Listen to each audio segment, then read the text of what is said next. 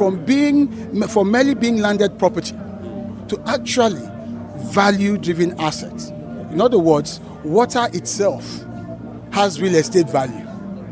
And because of all of the activities, economic activities that can take place on it, underneath it, around it, in terms of the communities, in terms of the mineral resources within it, and of course in terms of the kinds of buildings you can begin to create. You can actually have estates, aquatic estates. Okay. So I'll play the catch-up game because you spoke so much about the blue economy. Like this, we're just getting used to it. Or this administration that had the Ministry of Blue Economy. So I'll play the catch-up game. Absolutely, we fast-track the process by moving from mere advocacy towards engagement. That's how we fast-track the process. So, for instance, you have in this room about 100 professionals in the real estate business, not just the Nigerian body, but of course you have for instance, you have the president of FIABC Africa and Near East. So there's already international collaboration and expertise in this room. What I would say to FIABC today is commence engagement. I'm told that there are commissioners from Lagos State that will also be part of this event. We don't have time for advocacy again, talking about whether it's important, talking about sensitizing ourselves. The world has moved. Yes, it's an emerging trend, but like you rightly asked, are we far behind? Yes, we're trying to play catch up now. So, FIABC should start visiting all the governors of the 8 littoral states, from Badagry in Lagos to Bakassi in Cross River State. Those are 8 littoral states. You should be talking to the governors. Governors, can you help us? Can you provide us enablement along the coast? Can you open up those frontiers? Because the 8 littoral states are the first frontiers as far as the blue economy is concerned. Then you have 20 other states inland, but they are connected by water transportation in one way or the other. Those are like the what you call the blue corridor states. So can FIABC reach out to the governors, engage with them, and then create what we now know today as PPPs? All right, state governors, if you can open up the space for us. The real estate practitioners know how to find their way. We know that. We see estates all over the place. Many Nigerians have been buying into them, and so they've taken the lead without waiting for government.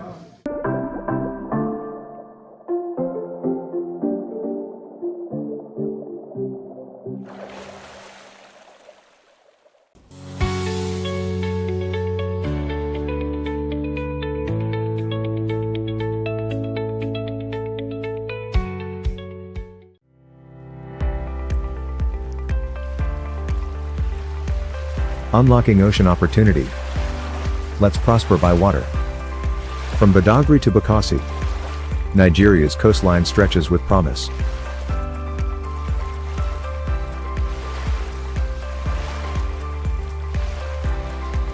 Rich waters, endless resources, unseen opportunities.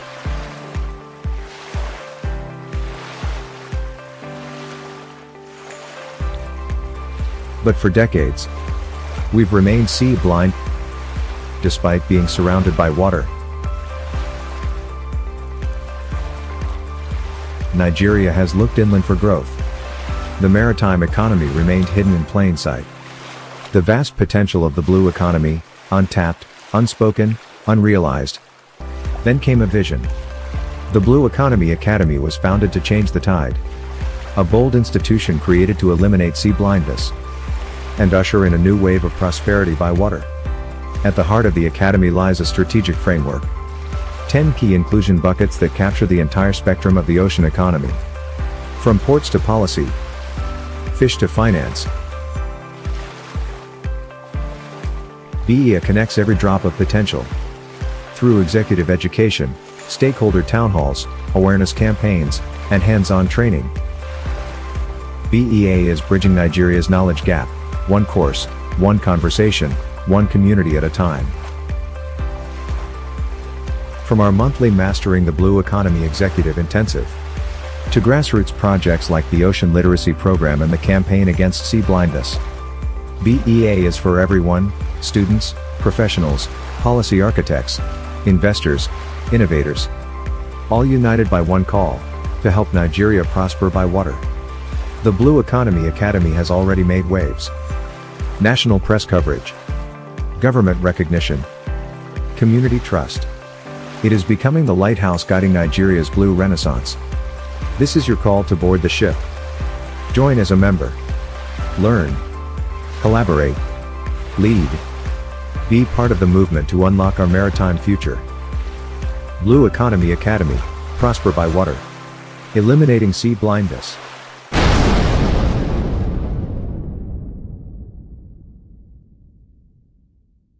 Hello, my name is Ubong Essien, West Africa's only certified speaking professional and Dean School of Eloquence. According to the Eloquence Institute, over 70% of notable people, public officials and leaders find it very difficult to speak in public. They do consultation. This is how reputations are wrecked, one dull speech at a time. So, if you are serious about not being part of this sad statistic, protecting your voice, your image, and your reputation, then join me at the School of Eloquence, the home of public speaking. My name is Adeze Nwogu, and the experience here at School of Eloquence has been amazing. School of Eloquence, teaching the world to speak. Are you tired of hearing about Nigeria's potential, only to wonder, what about my potential? Imagine a world where our rivers and oceans aren't just scenery, but pathways to prosperity, where our coastlines unlock new futures for every Nigerian. For too long, we've suffered from sea blindness. But it's time to open our eyes. Introducing Blue for You, a national movement connecting you to Nigeria's incredible blue economy. This isn't just for experts. It's for students, traders, innovators, and families. It's for everyone. Join our Blue congregation. Connect with passionate Nigerians. Share ideas and discover how to dive into a beautiful world of opportunity. Ready to find your blue? To see the scene not just as water, but as your future? Join our next monthly Blue for You forum via Zoom. Blue for You, the sea for all, that all may see. Your future is calling.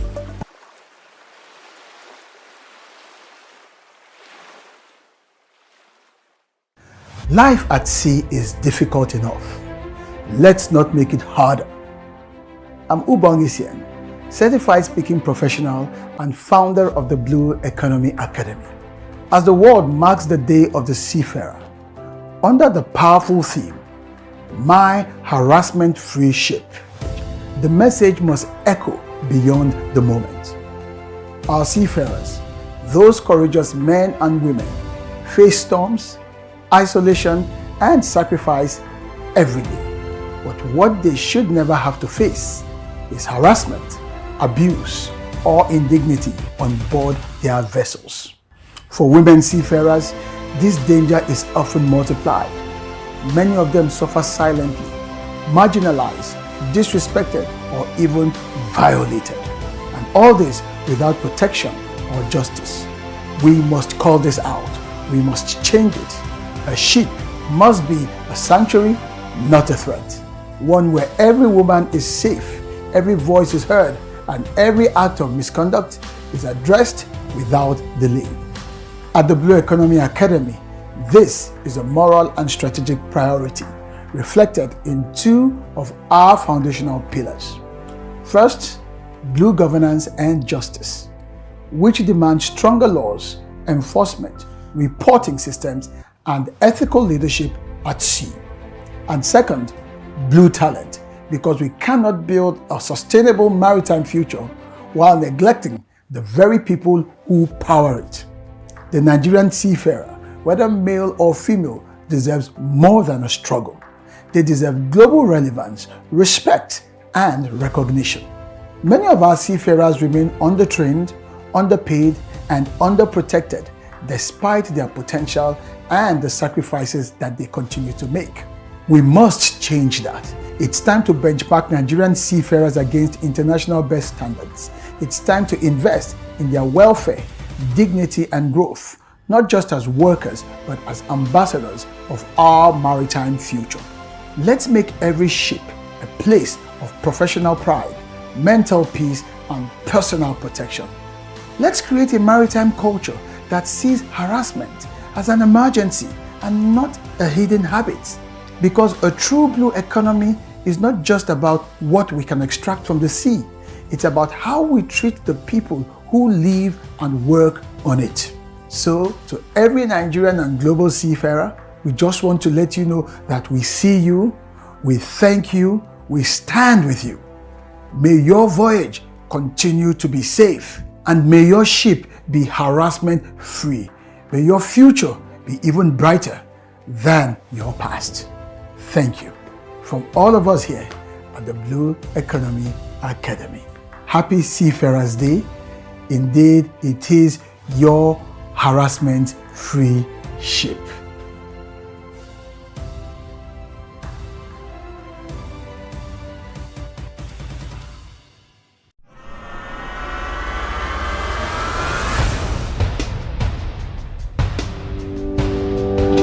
Once, these waters were the world's most feared. Piracy, theft, fear at sea. But the Nigerian Navy fought back and won.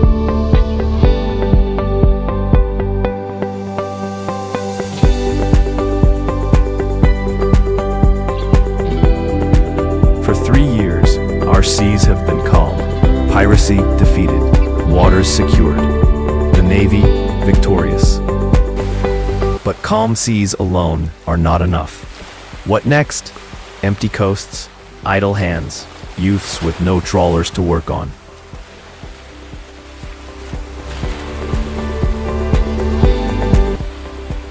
Security without prosperity is only half a victory.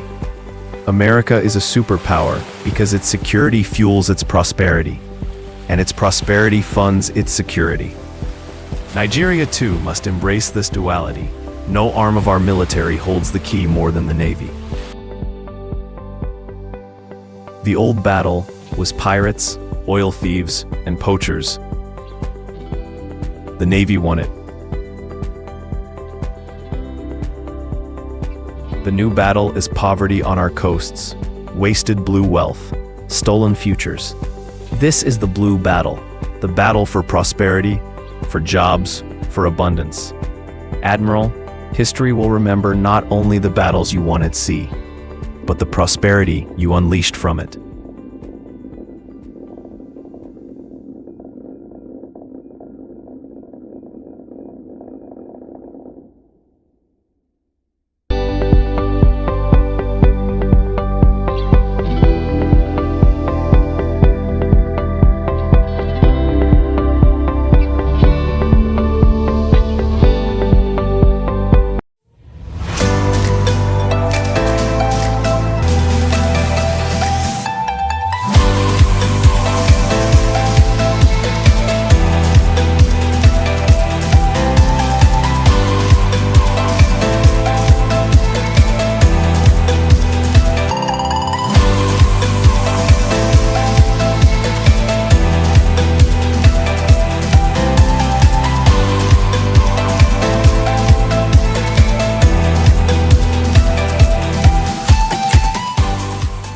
Good day, sir. Good day. Can you please introduce yourself? Yes, my name is Darren Phillips, Senior Special Assistant to the Governor on LSDPC matters. So we all know that public speaking is also tough. It's not just about speaking, it's also about handling tough situations. So I want to ask, why do you think people fear public speaking? Well, with what I've learned, public speaking, the issues most people encounter is the fact that they are thinking of how they look. They're thinking of what they're saying. They're thinking of, themselves in that situation. But once you step out of that mindset and start thinking of what the people are going to benefit from that conversation, the knowledge you're going to spread, the information you're going to give them, once you make that shift happen, it completely dissolves that fear, because then it's not about you and you're just focused on passing that message across and getting people to understand what you're saying. That was really beautiful. So I want to also ask, with the way digital economy is evolving, how do you think public speaking plays a role in the success of businesses in this digital era? I mean, in this digital era, especially the era of social media, everybody's concerned. Everybody's essentially a public speaker, because with your phone, you can talk to the world. That access has never happened anywhere in the world. But this time period, you have the voice, you have the platform to be able to talk to the world, which is the reason why most people should, not only learn public speaking, but communication. It's such an important and useful skill that you just have to engage in, you have to perfect, you have to constantly practice to get ahead in this digital world. Okay, thank you so very much, and thank you for your time. Have a lovely day ahead. Thank you so much. Good morning, sir. Good morning. How are you? I'm doing okay. You look good, by the way, and congrats on your induction, sir. Thank you very much. Thank Okay, can we know you, please? you. Okay, my name is Dr. Lanre Ategbero. Okay. What do you do? I'm into real estate. I own a real estate company here in VI. Went to real estate agency, management, development, and all. Okay, so I want to ask you how public speaking has played a role in you pitching to clients or trying to pitch for a position or something in the real estate industry. Oh well, public speaking is, it's part of our daily activities, because for you to market whatever product you have to speak with people, and you have to speak with them in a way they will understand to be ready to deal. Otherwise, it might be a put off if you can't convey your information politely and accurately. So public speaking is part of our business. Okay, so do you have any special skill that you use to grasp the attention of audience or clients? Talk of that, well, that would be about the way I manage my clients in terms of the disposition. You give them this aura that will make them welcome to you, and they will be ready to do business with you, which is what I think I have. Thank you very much. I endeared my clients to me. I see that already. Thank you very much. Thank you for your time, sir. Have a lovely day ahead. You're welcome. Thanks, you too. Bye. Good day, sir. Good day. Nice to meet you. Hey, my name is Comfort.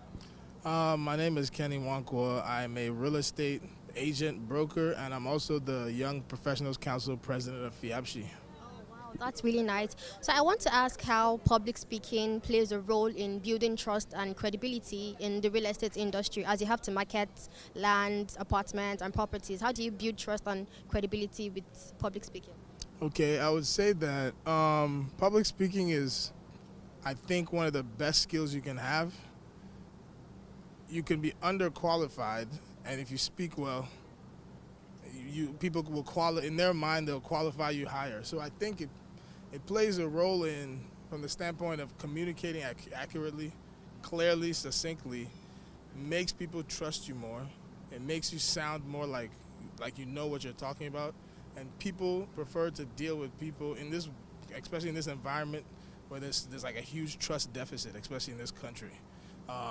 When you speak well and you communicate the information and relay the information accurately and clearly and efficiently, it definitely buys you a great deal of trust. People are more likely to take you on your word more when you speak well. It helps you convey your message. If there's a value proposition that isn't obvious, being a well-spoken person and understanding public speaking can help you relay that in a way. And then also from the standpoint of diversity, being able to speak the various dialects people speak. Like I know, for example, I've had many situations where I'm dealing with like a local chief who is like, on Manilas and stuff and trying to broker some kind of deal, and that your eloquent university speak doesn't work there.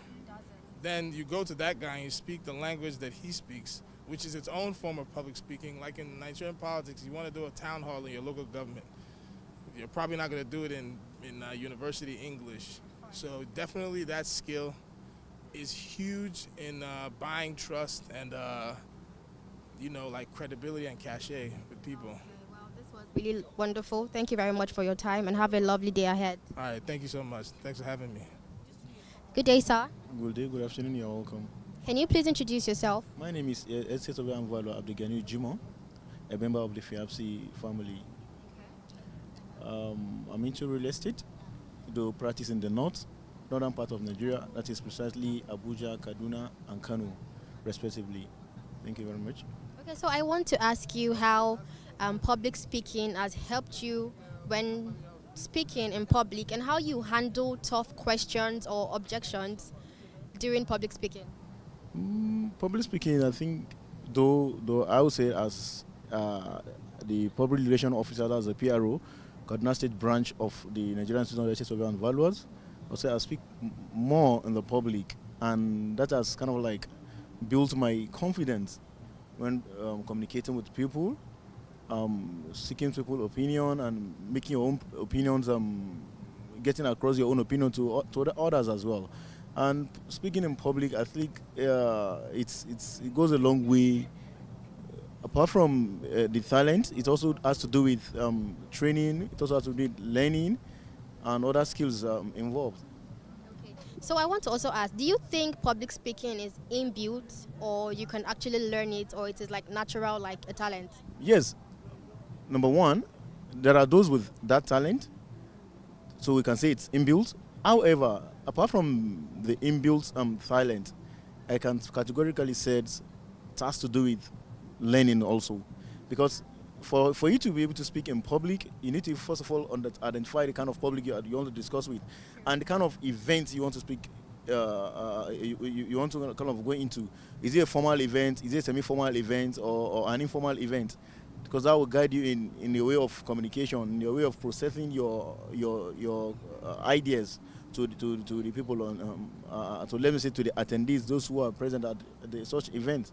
So it also has to do with learning also and training for you to be able to kind of communicate with people effectively.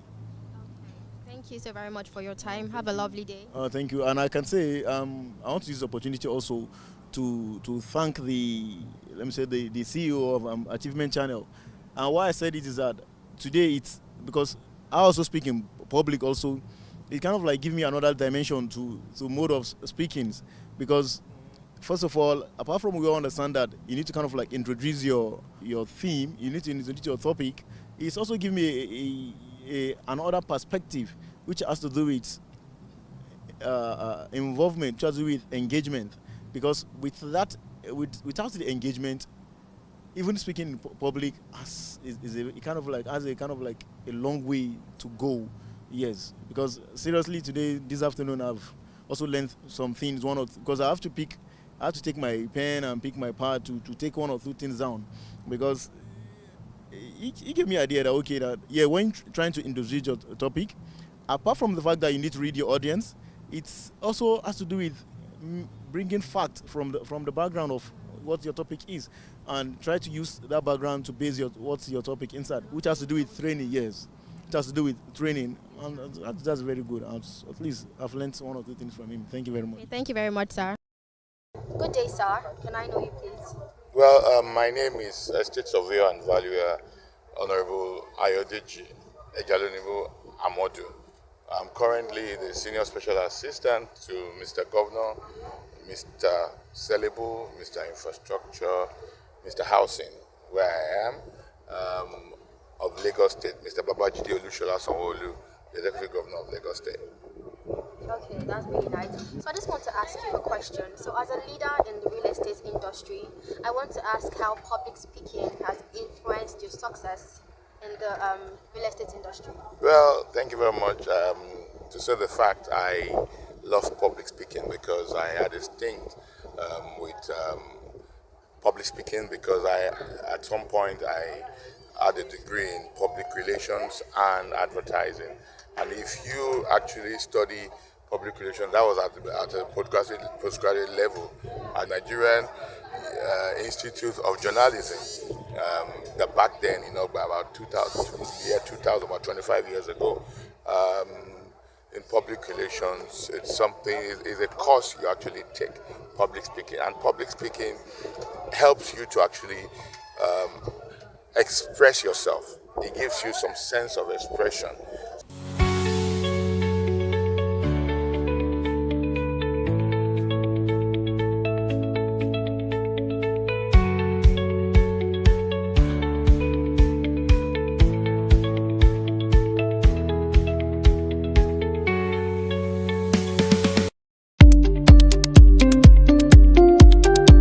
The sea is more than just water. It's our future. From From Badagry to Bakassi, Nigeria's coastline is over 850 kilometers of untapped opportunity. The blue economy is woven into every part of our lives. We are all stakeholders of the seas. From the Blue Economy Academy, Code Blue is the brief designed to eliminate sea blindness.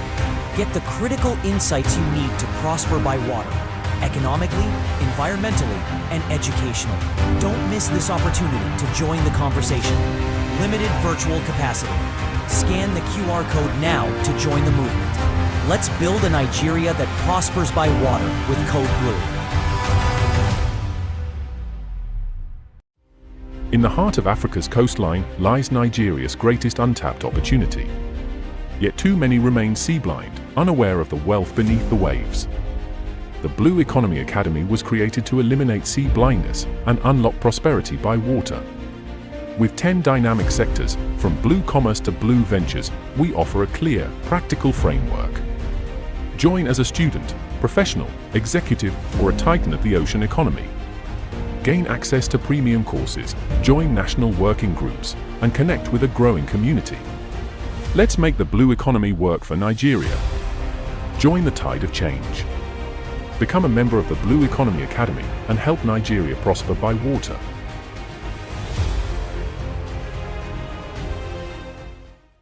For years, a silent war was fought in our waters.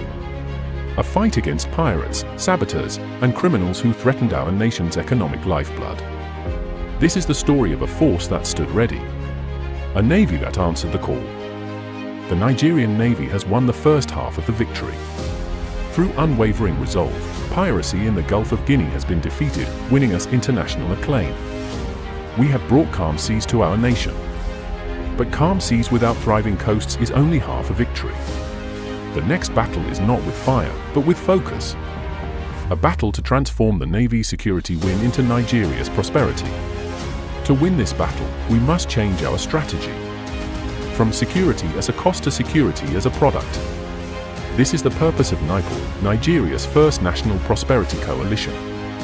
It is a Navy-led doctrine, an architecture for immediate action where security becomes the bedrock of investment confidence. NIPOL is a strategic handshake between the war room and the boardroom. It moves beyond the silos of marine and shipping to bring in every sector that touches our seas. Consider our vision for blue cities. Nigeria has 853 kilometers of coastline and 8 littoral states brimming with untapped potential. The private sector is ready to invest billions in coastal resorts and infrastructure, but they need an assurance no other institution can provide. NIPOL is that assurance. It is the platform where the Navy provides the security and state governors provide the access, allowing the private sector to deliver the prosperity. This is how the Navy gets a seat at the table from the very beginning, ensuring seamless security planning while simultaneously generating revenue, creating millions of jobs, and revitalizing our coastal communities. Admiral, the tides of our national destiny are changing. For the first time, a dedicated ministry and a national policy have given us the mandate to act. The space is open. This is the moment to pivot the Navy from a guardian of our waters to the guarantor of our prosperity. This is the legacy that awaits your leadership.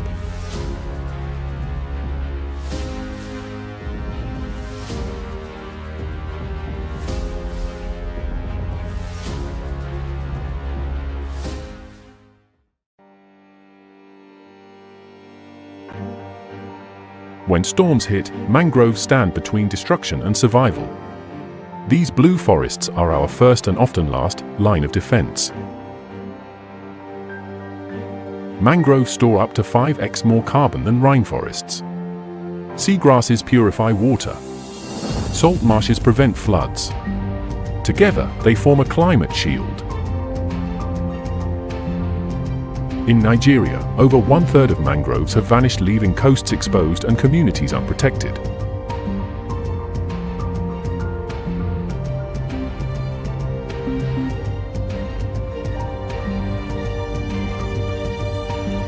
What we lose in trees, we pay for in floods, hunger, and heat.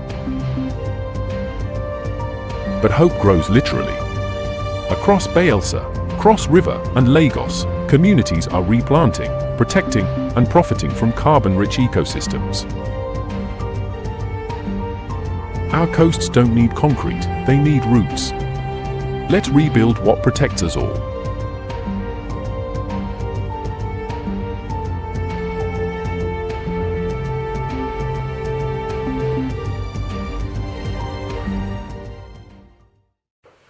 Nigeria has officially entered Code Blue, a new chapter in ocean intelligence powered by the Blue Economy Academy.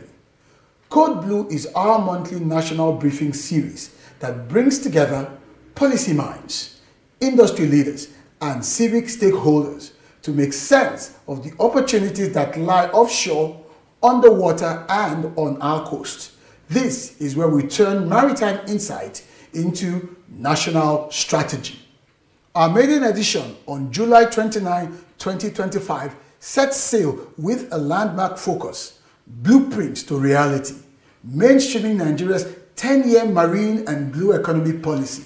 We will unpack what the policy means beyond the paper and spotlight what government, industry, and of course citizens must do to implement it. With reflections from key public and private players, Code Blue aims to move Nigeria's blue economy from vision to value. Join us for this inaugural virtual voyage. Let's deepen the maritime awareness, shape national direction, and anchor new conversations that make Nigeria prosper by water. Welcome on board. Nigeria has officially entered Code Blue, a new chapter in ocean intelligence powered by the Blue Economy Academy. Code Blue is our monthly national briefing series that brings together policy minds, industry leaders, and civic stakeholders to make sense of the opportunities that lie offshore, underwater, and on our coast. This is where we turn maritime insight into national strategy. Our maiden edition on July 29, 2025 sets sail with a landmark focus, Blueprints to Reality, mainstreaming Nigeria's 10-year marine and blue economy policy. We will unpack what the policy means beyond the paper and spotlight what government, industry, and of course citizens must do to implement it. With reflections from key public and private players, Code Blue aims to move Nigeria's blue economy from vision to value. Join us for this inaugural virtual voyage. Let's deepen the maritime awareness, shape national direction, and anchor new conversations that make Nigeria prosper by water. Welcome on board.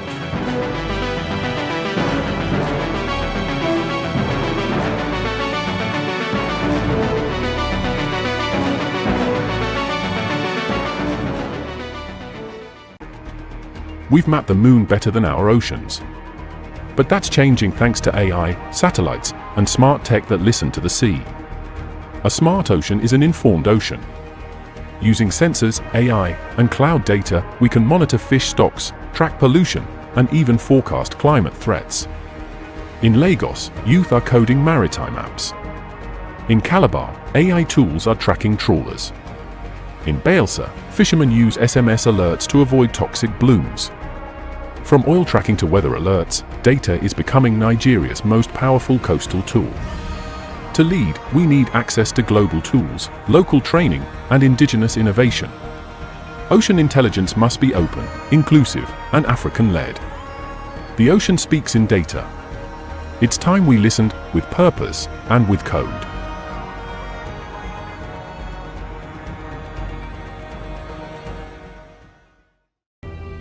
In the heart of Africa, a giant sleeps. Blessed with endless shores, intricate rivers, and vital lagoons, Nigeria holds a destiny written in water. Yet, for many, this vast inheritance remains unseen, a quiet backdrop to our daily lives. We call it sea blindness, the inability to truly see the lifeblood that flows through our nation. This blindness isn't just about what we don't see, it's about what we lose. Opportunities for jobs, for sustainable food, for clean energy, for global trade, slipping through our fingers. But one voice, and now a movement, dares to challenge this silence. We are a water-blessed nation. 853 kilometers of coastline, nearly 10,000 kilometers of inland waterways. This isn't just water, it's blue gold. It's our future, our prosperity, our collective well-being.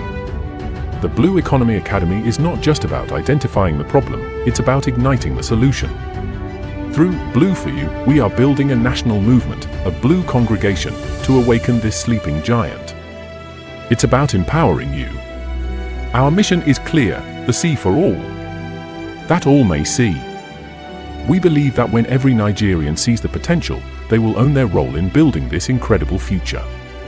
This is our moment.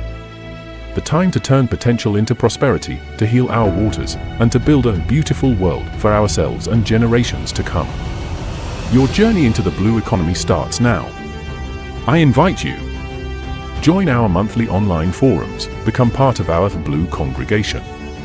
Let's share ideas, ignite passions, and together transform Nigeria's destiny. Your future is calling. Answer the call. Dive into your blue.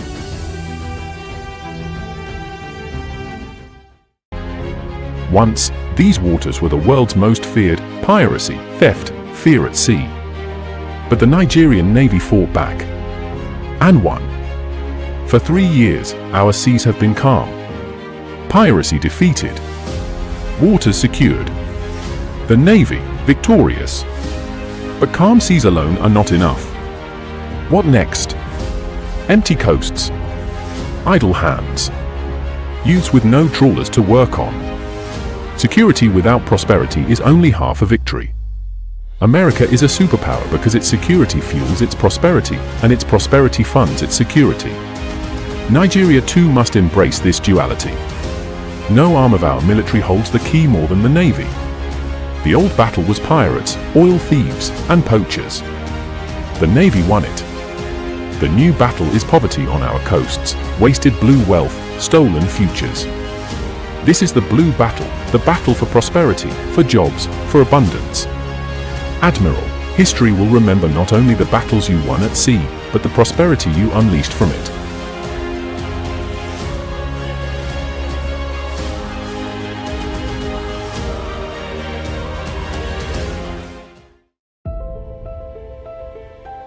The ocean is Nigeria's greatest untapped treasure. From Lagos to Calabar, from Badagry to Bakassi, our waters carry the power to feed us, connect us, and propel our nation into prosperity. Yet for too long, we have turned our backs to the sea.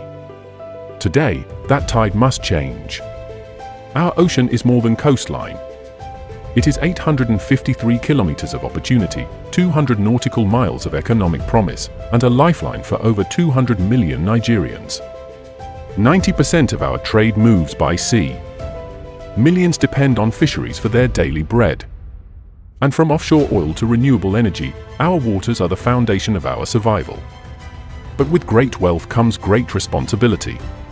Our obligation is clear: to protect our waters from pollution, piracy, and neglect, to keep our seafarers safe, to sustain marine life for future generations, to govern our waterways with justice and foresight. If we fail, we risk not only our environment, but our very future as a maritime nation. Yet within every challenge lies opportunity. The blue economy can generate millions of jobs for our youth in shipping, aquaculture, shipbuilding, tourism, and marine technology. With innovation, skills, and vision, Nigeria can rise as Africa's true maritime giant.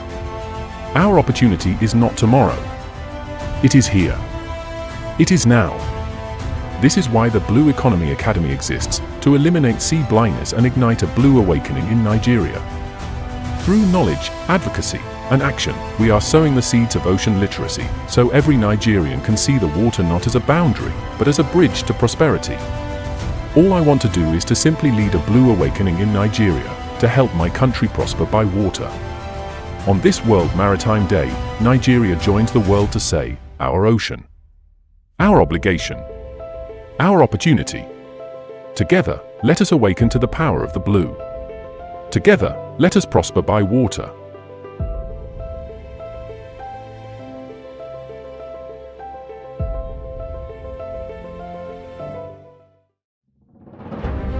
The blue economy, a multi-billion-dollar frontier trapped by policy silos and regulatory gridlock. To unlock this wealth, technical expertise and political action must align. I founded the Blue Economy Academy to provide the leadership required. We convene the experts. We assemble a cast of policymakers, industry players, and financiers every month to huddle around prevailing ocean matters. Code Blue is Nigeria's monthly ocean intelligence brief. We convert ocean intelligence into policy action, milestones, and investments. Access the strategy now, scan the QR code. Stop talking potential.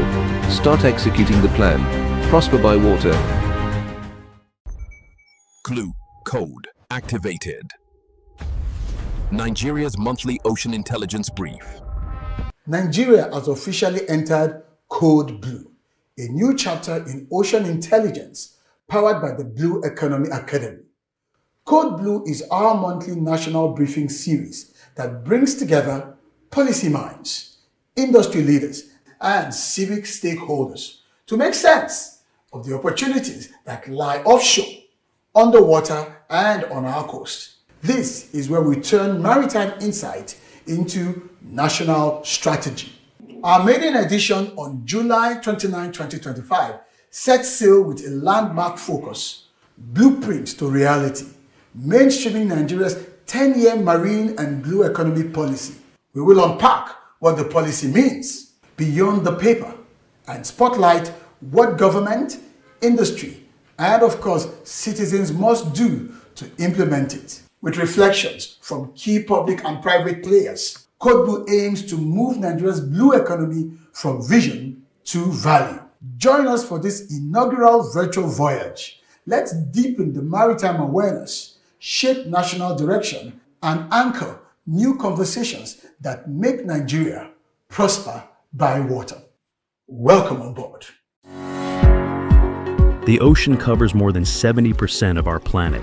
It generates life, connects economies, and holds boundless opportunities for sustainable prosperity. But for too long, Africa, and Nigeria in particular, has overlooked the vast potential of the blue economy.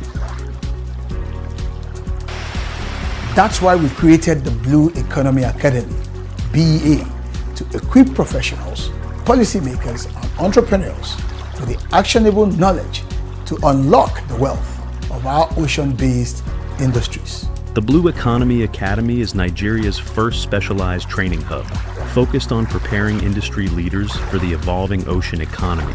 We train professionals in maritime, fisheries, offshore energy, coastal development, ocean finance, and governance, providing them with knowledge you can use. Our training model is built on 10 core pillars, covering every major sector of the blue economy, from sustainable shipping and offshore energy to ocean governance, climate resilience, and entrepreneurship.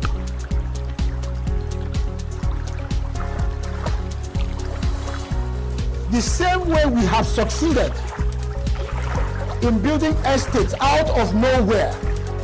There are places that are estates today that 10 years ago if you mentioned it, and I still cringe that you mean there's an estate there. Would I love to live in those places? But when you see the drone view of those estates, when you hear people telling you that they live there, it's a miracle what the real estate sector has been able to accomplish. And we now know from the current rebasing of the GDP, the preliminary submission is that real estate has overtaken oil and gas in terms of GDP performance.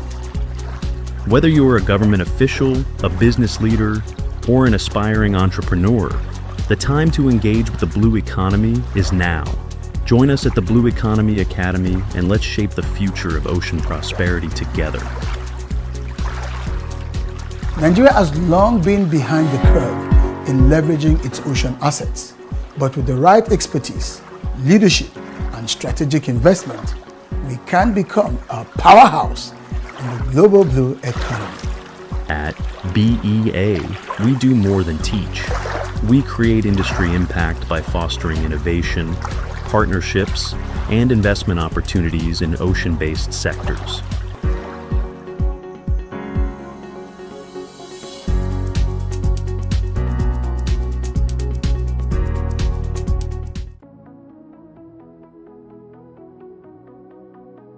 In the heart of darkness lies the power of light. Nigeria, rich in sun and oil, often overlooks a third gift, the ocean's energy.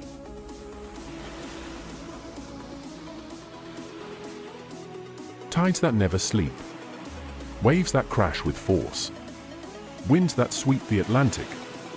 Nigeria's coastline holds immense, renewable energy waiting to be tapped.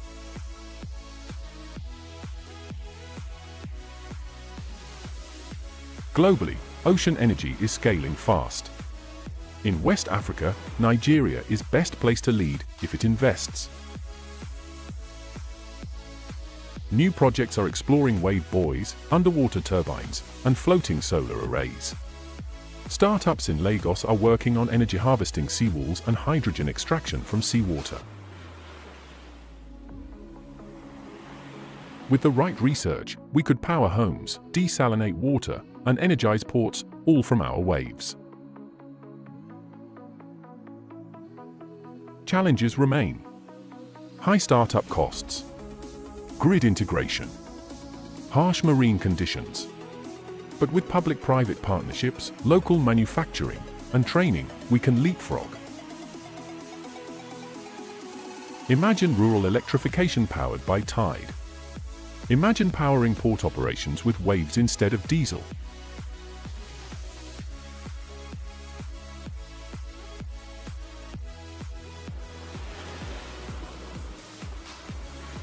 Our oceans move endlessly, so should our imagination. The future of energy isn't just under our feet. It's rolling in, wave by wave.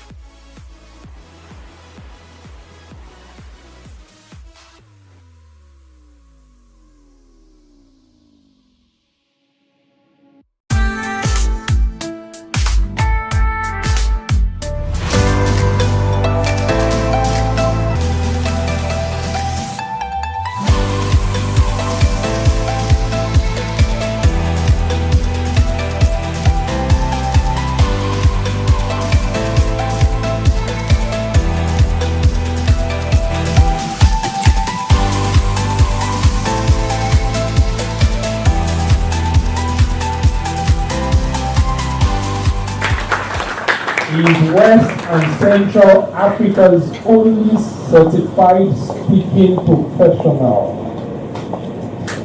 A powerhouse in public speaking, leadership development, and maritime strategy. He blends eloquence with economic foresight, championing Nigeria's transition from oil dependency to sustainable maritime prosperity. Please join me as we welcome the former special advisor to the Director General of NIMASA on communication and strategy, who is also the founder of Blue Economy Academy. Please celebrate Mr. Ubong Essien, PhD. With regards to our business here today, in 2020, I had a fantastic privilege of being invited by the then DG of NIMASA, Dr. Bashir Jamu, to be a special advisor on strategy and communications. I was minding my business, teaching public speaking and communication skills to very high-profile people. He was one of my students back then, and he felt, you can't be here, you need to come and work in government. And I said to him, hell no. Those are my words to him. Hell no. Leave me alone, let me mind my business. Until my wife intervened and my mentor, a man I respect so much, Professor Patu Tony, a man that I always say taught me a lot of what I know today, got on the phone and said to me, Ubon, what are you waiting for? You need some experience in government. And so I packed my bags and headed into the unknown to start a voyage in maritime. Now I was thrown into that sector without any orientation. I had to work at the highest level with the chief executive day in, day out. And I had to learn very fast. The politics of it, and I'm glad I have an SSA here so he understands what I'm talking about. The politics of it, and of course, the technicalities of maritime. And one of the things I quickly discovered, which is really what is going to buoy what I share with you today, is that the real money is not in how much NIMASA collect or was collecting, or in those contracts. The real money, the real wealth was in the maritime sector itself. The entire ecosystem of what we now know and recognize as the blue economy. But before I proceed, permit me to also extend my respect and acknowledgement of the presence of the SSA to the Governor on Housing Ministry of Lagos State, Honorable Ayo Amodu. Honorable, my apologies, sorry, this just came to me. So we're in good hands. We have two SSAs here. So I feel a kindred spirit knowing the roles of special advisors to principal officers. And one of the things that I learned quickly, and I had what I would call the fortuity of leading, was the agency's Blue Economy Initiative, which we called From Crude to Blue. We are coming down to the real estate sector, but we need to know where the journey began. In other words, we had to start a conversation about our reliance on fossil fuels. Of course, it brings in most of our petrodollars. But does it really bring in, as a sector, the developmental expectations in terms of economics? 6 years ago, it was a report in the Nation newspaper. NLNG and NCDMB signed a $12 billion deal for LNG Train 7 to employ 10,000 people.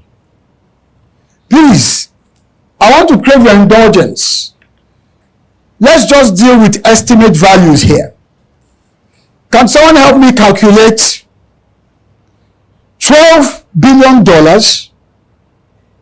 across 10,000 jobs? How much will it be per job? Anyone with any device, please. Help me out. $12 billion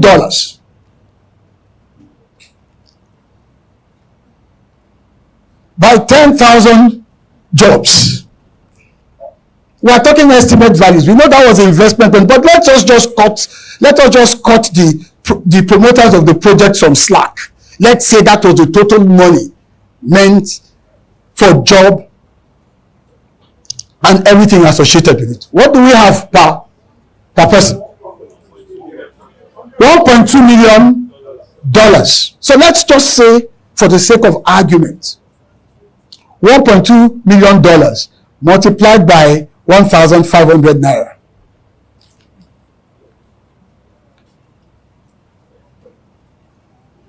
How much? 1.8 billion. 1.8 billion per job. This is the point I want to make. The expectation, and this is just very basic and simple economics, the expectation from that calculation alone is that for there to be any benefit, it would have to trickle down from each of those 10,000 persons.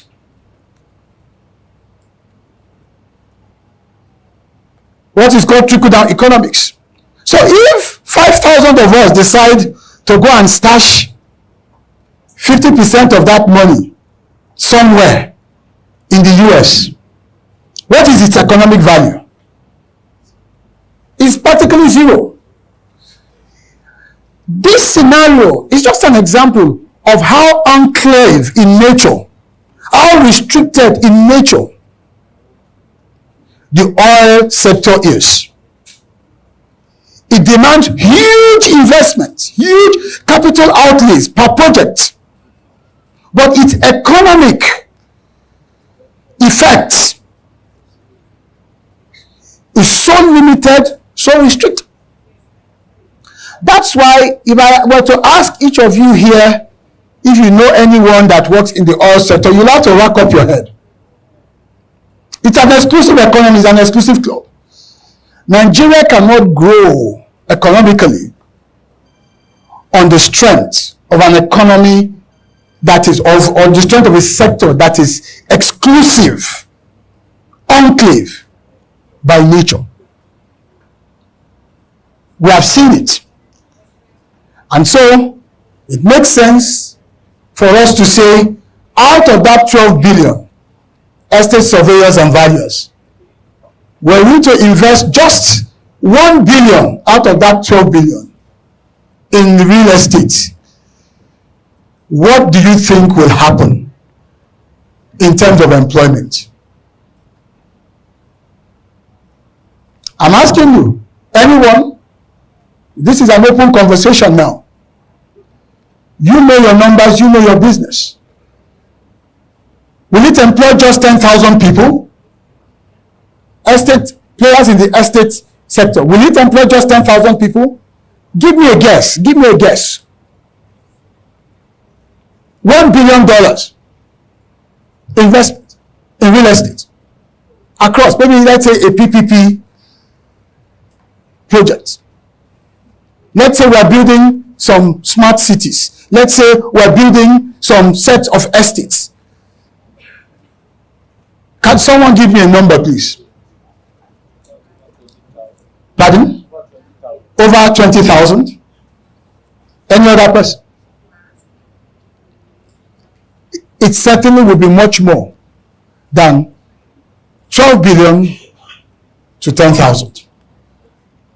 So I share this with you to present to you a picture of two cities, a tale of two cities, or a tale of two economies. Oil and gas, which we have relied upon to drive our economy, and then the blue economy, which in itself is an emergent economy, an expand sector. And we're going to see some of the thinking behind it. And if I am able to help everyone in this room, whether you're a policymaker or a practitioner, to shift your thinking, then the possibilities will be endless. So, the blue economy and the real estate development, the sea of opportunities before us. The World Bank tells us that if the ocean were a country, it would be the 7th largest economy in the world. Let's start with that premise. The 7th largest economy in the world. The 6th largest economy is the UK. So after the UK, the ocean economy would be the 2nd largest in the world. For very obvious reasons. 70% of our planet is water. 70%. And the economic sustenance of the planet itself, apart from the biology of it, is water. How? Global trade.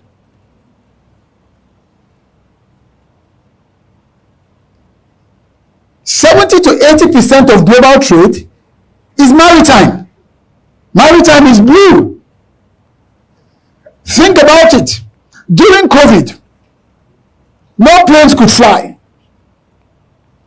No cars could run. We all got stuck. Everybody sat back at home. Only one place on earth was active. The sea lanes of the world. Transporting goods, supplies, equipment to help nations survive. Why? Because most of what we consume is delivered to us by water. So this is another important premise, because if we do not understand the context, every attempt we make to try to break into the blue economy from a blue cities perspective, which is one of the buckets of the blue economy, will challenge us and could even discourage us. So whether we like it or not, this is what the blue economy is about. So let's look at some definition of the blue economy, and let's take what the World Bank tells us about the blue economy. The World Bank says that the blue economy is the sustainable use of ocean resources for economic growth. It didn't say for revenues, and we have to begin to shift this mindset away from revenues. Revenues are essentially meant to be a fallout of actual growth. There's too much fixation on revenues without growth. It is not a sustainable approach. Revenues are a given. When economic growth takes place,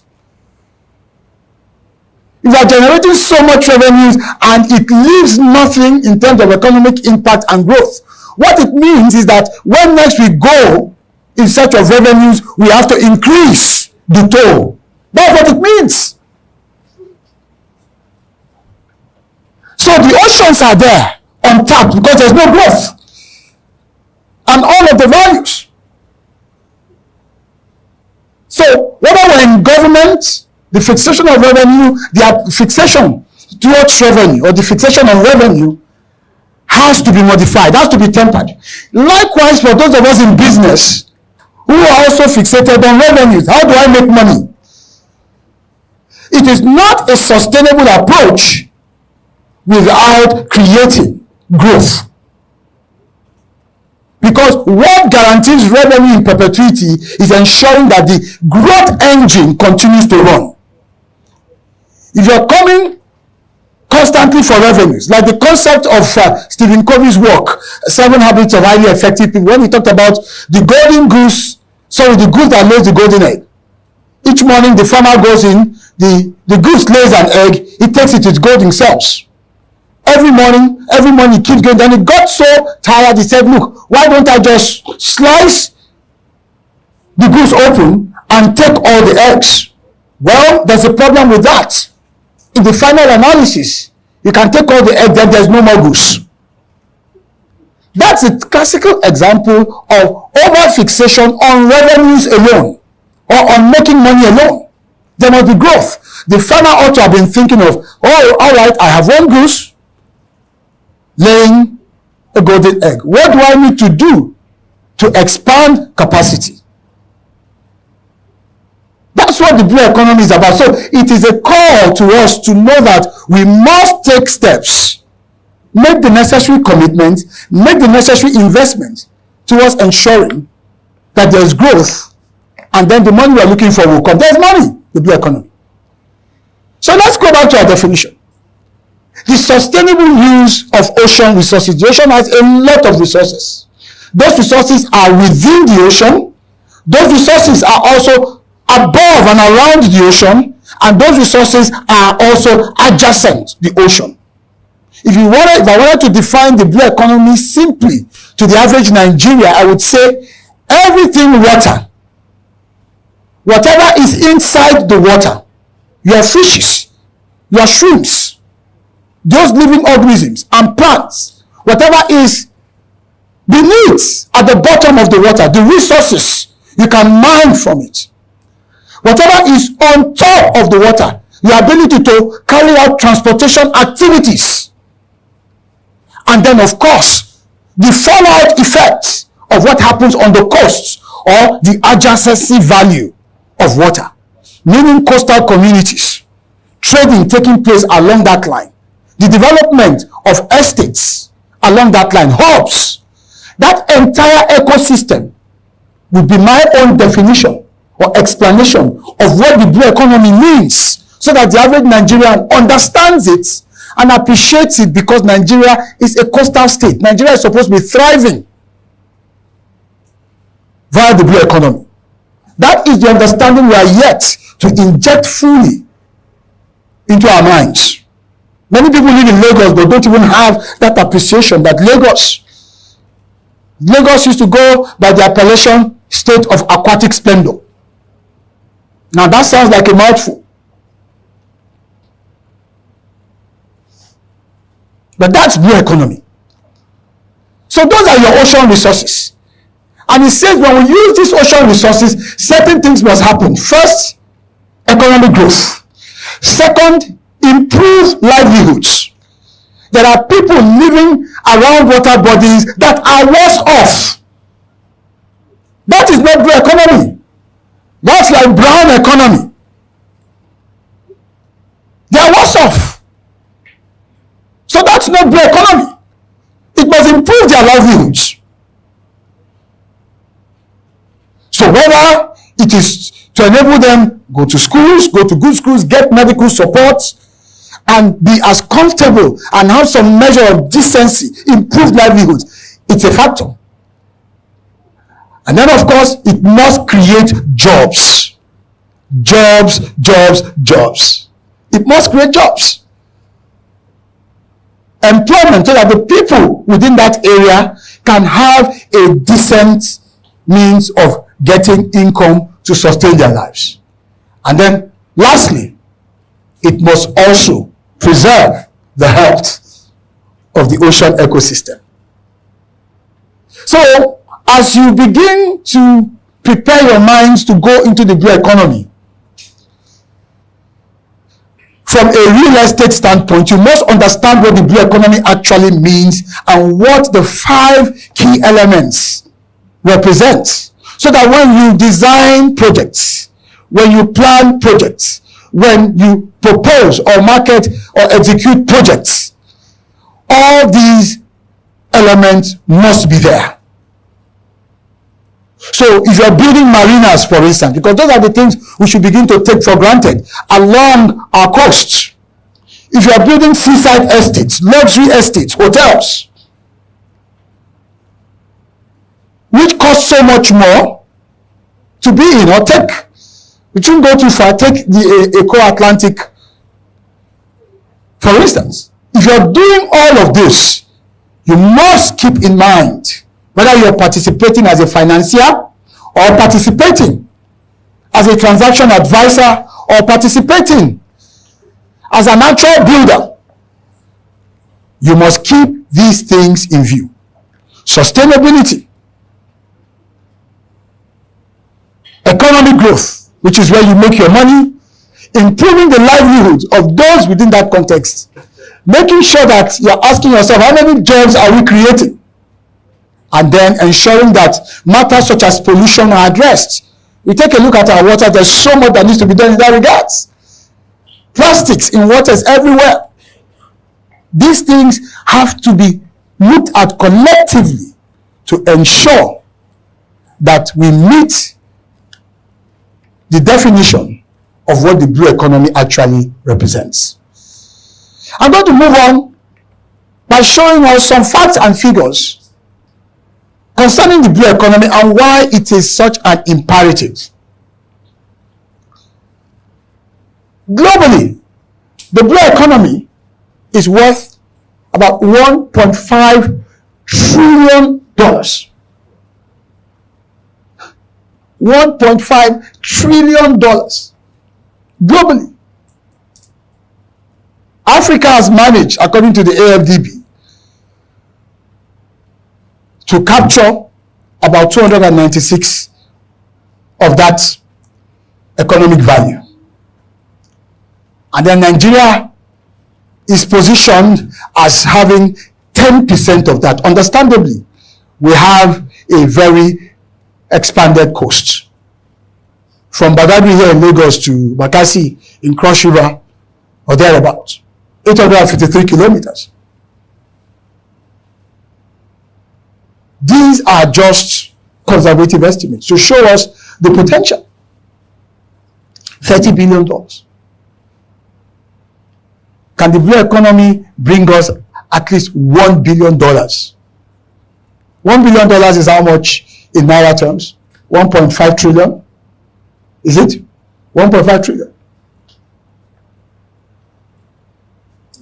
These are the considerations, these are the things we must have at the back of our minds as we engage in this conversation. And I'm hoping, which is going to form one or two of my recommendations, that FIABC can begin to take the lead.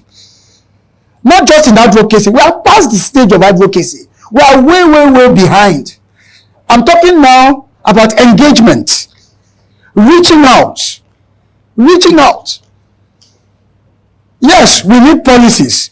But don't wait for policies. I remember one of my famous motivational quotes. I used to do a lot of motivational speaking when I first started out some 25 years ago. It says, I couldn't wait for my ship to come in, so I had to swim out to it. I couldn't wait for success to come to me. Yes, that's the exact quotation. I used to use it back then. If you ever read the Achievers Manual that I published back in the day, I couldn't wait for success, so I had to swim out to it. So FIABC, NIESB, that's the mindset you must have. You do have government officials here. I am sure for a state like Lagos, Lagos is the center of excellence. Lagos always leads. There are some policy initiatives. We see that even in the various designations.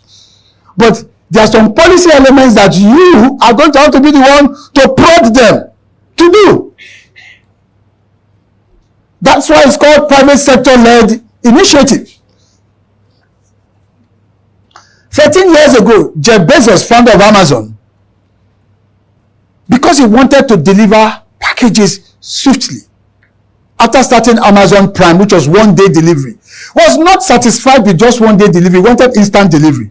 So what did he do? He started test-running drones to deliver packages within 30 minutes. That was 13 years ago. So 2002, yeah, 2025, 13 years ago. So 2012, I beg your pardon. And 60 Minutes had an interview with Jeff Bezos, and he said, look, I've done this. The problem that we have is that the FAA, that's the Federal Aviation Administration, they are so far behind. What we are doing, what we have just test run is confusing them. Think about it. Sometimes it has to be that way. Sometimes it has to be that way. That's why it's called a partnership. Government needs all the partnership it can get from those of us in the private sector. All the partnership. And don't just sit back and wait for policies. You can no longer rely on just advocacy and appeal. You've now got to move into engagement. And when we're talking of engagement, you're saying, for instance, FIABC, we're going to visit the governor of Lagos State. Lagos is a coastal city. We have some leverage. Some of our members are in the cabinet. We are not going there to say, Mr. Governor, as you know, the blue economy is this, that, and the other, and we need to tap into it. The boat, the ship has left the shore not long ago. Kenya is doing far better than we are. We are behind, but we have the mass to actually, once we get it right, overtake any African nation. You are going to say, if you can open up this space for us, PPP arrangement, the final say on occupancy is the governor. The same way we have succeeded in building estates out of nowhere. There are places that are estates today that 10 years ago, if you mentioned it, I still cringe.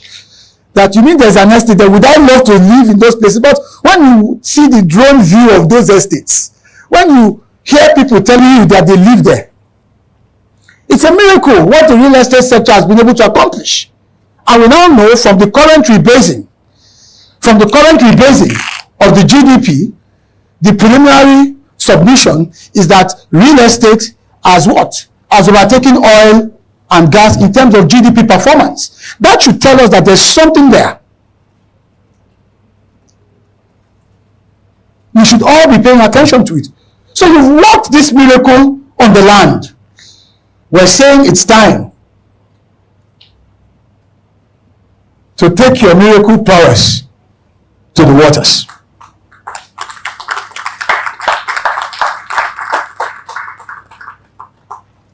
Is it going to be easy? No. If you have to help the public officials with writing the policy, write it. Thankfully, we have enough technology to help shape a lot of these things. With the advent of artificial intelligence, we can quickly on a dashboard see what global best practices are and make the necessary adjustments. So you have to needle them. Absolutely, you have to needle them. Because sometimes the public sector is usually a laggard.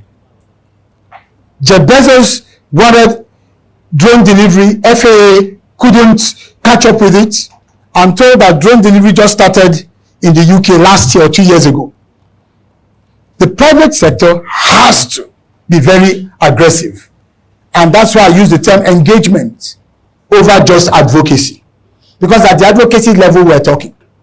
At the engagement level, you are putting something on the table. And you are placing a challenge on the table. To say, give us this space.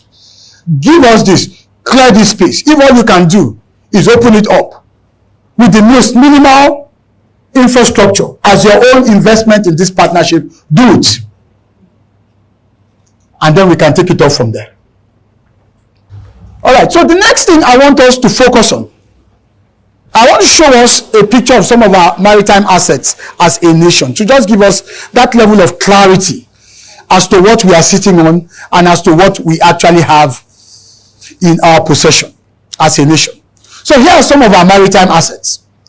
853 kilometers of coastline.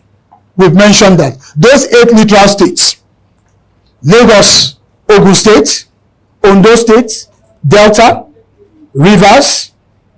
There is Akwa Ibom, my state. Although I think I'm more of a Lagosian than an Akwa Ibom person because I was born and brought up here, and I'm not sure they've seen me in my state. Over 10 years, 15 years. Even when I worked in NIMASA had an office and projects there. It was those projects I was unfortunately not able to go and participate in. Cross River is also there. Bayelsa is there. We have 8 of these states. So we have what I call the keys of the Atlantic. And international law says that from the coastline right to 200 nautical miles, everything around the waters, inside the waters, belongs to us. Everything. So everything you can build there in terms of real estate is yours. And by the way, I was talking with my friend Bidomi this morning. I said, look, I have a slightly different view to the concept of real estate than the general one, which is, if we talk about real estate, it means that you own landed property and all that. That for me, real estate is permission to mint something. In this case, to mint money. That's what it is. Now, at the School of Eloquence, we have a license from the NBC to operate a TV channel called the Achievement Channel. And on that license, it says nationwide. What do you think MTN's real estate is? Where?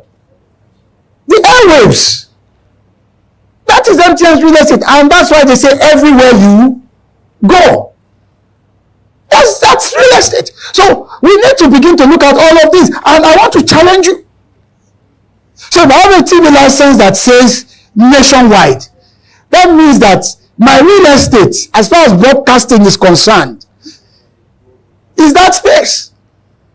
The NBC gave us that license the same way the NCC gave MTN that license. And it's the same way the governors give you what? C of O. Because you know that the land is not permanently yours. Now, I don't know that I'm giving some governors ideas to begin to give water C of O's or blue C of O's here. But anyway, if they use it, they should make sure they pay me because so water itself is real estate. That's what we're saying. Because we're talking economics here. And until we begin to think ocean-centric views, we may not be able to translate our success on land to the sea. So we have 8,500 kilometers of inland waterways. Now, this is very interesting. So when we talk about the blue economy, it's not just what happens along the coast. The coastline is the frontier. That's why I believe very strongly that it is the 8 littoral states that represent the actual frontiers for the blue economy.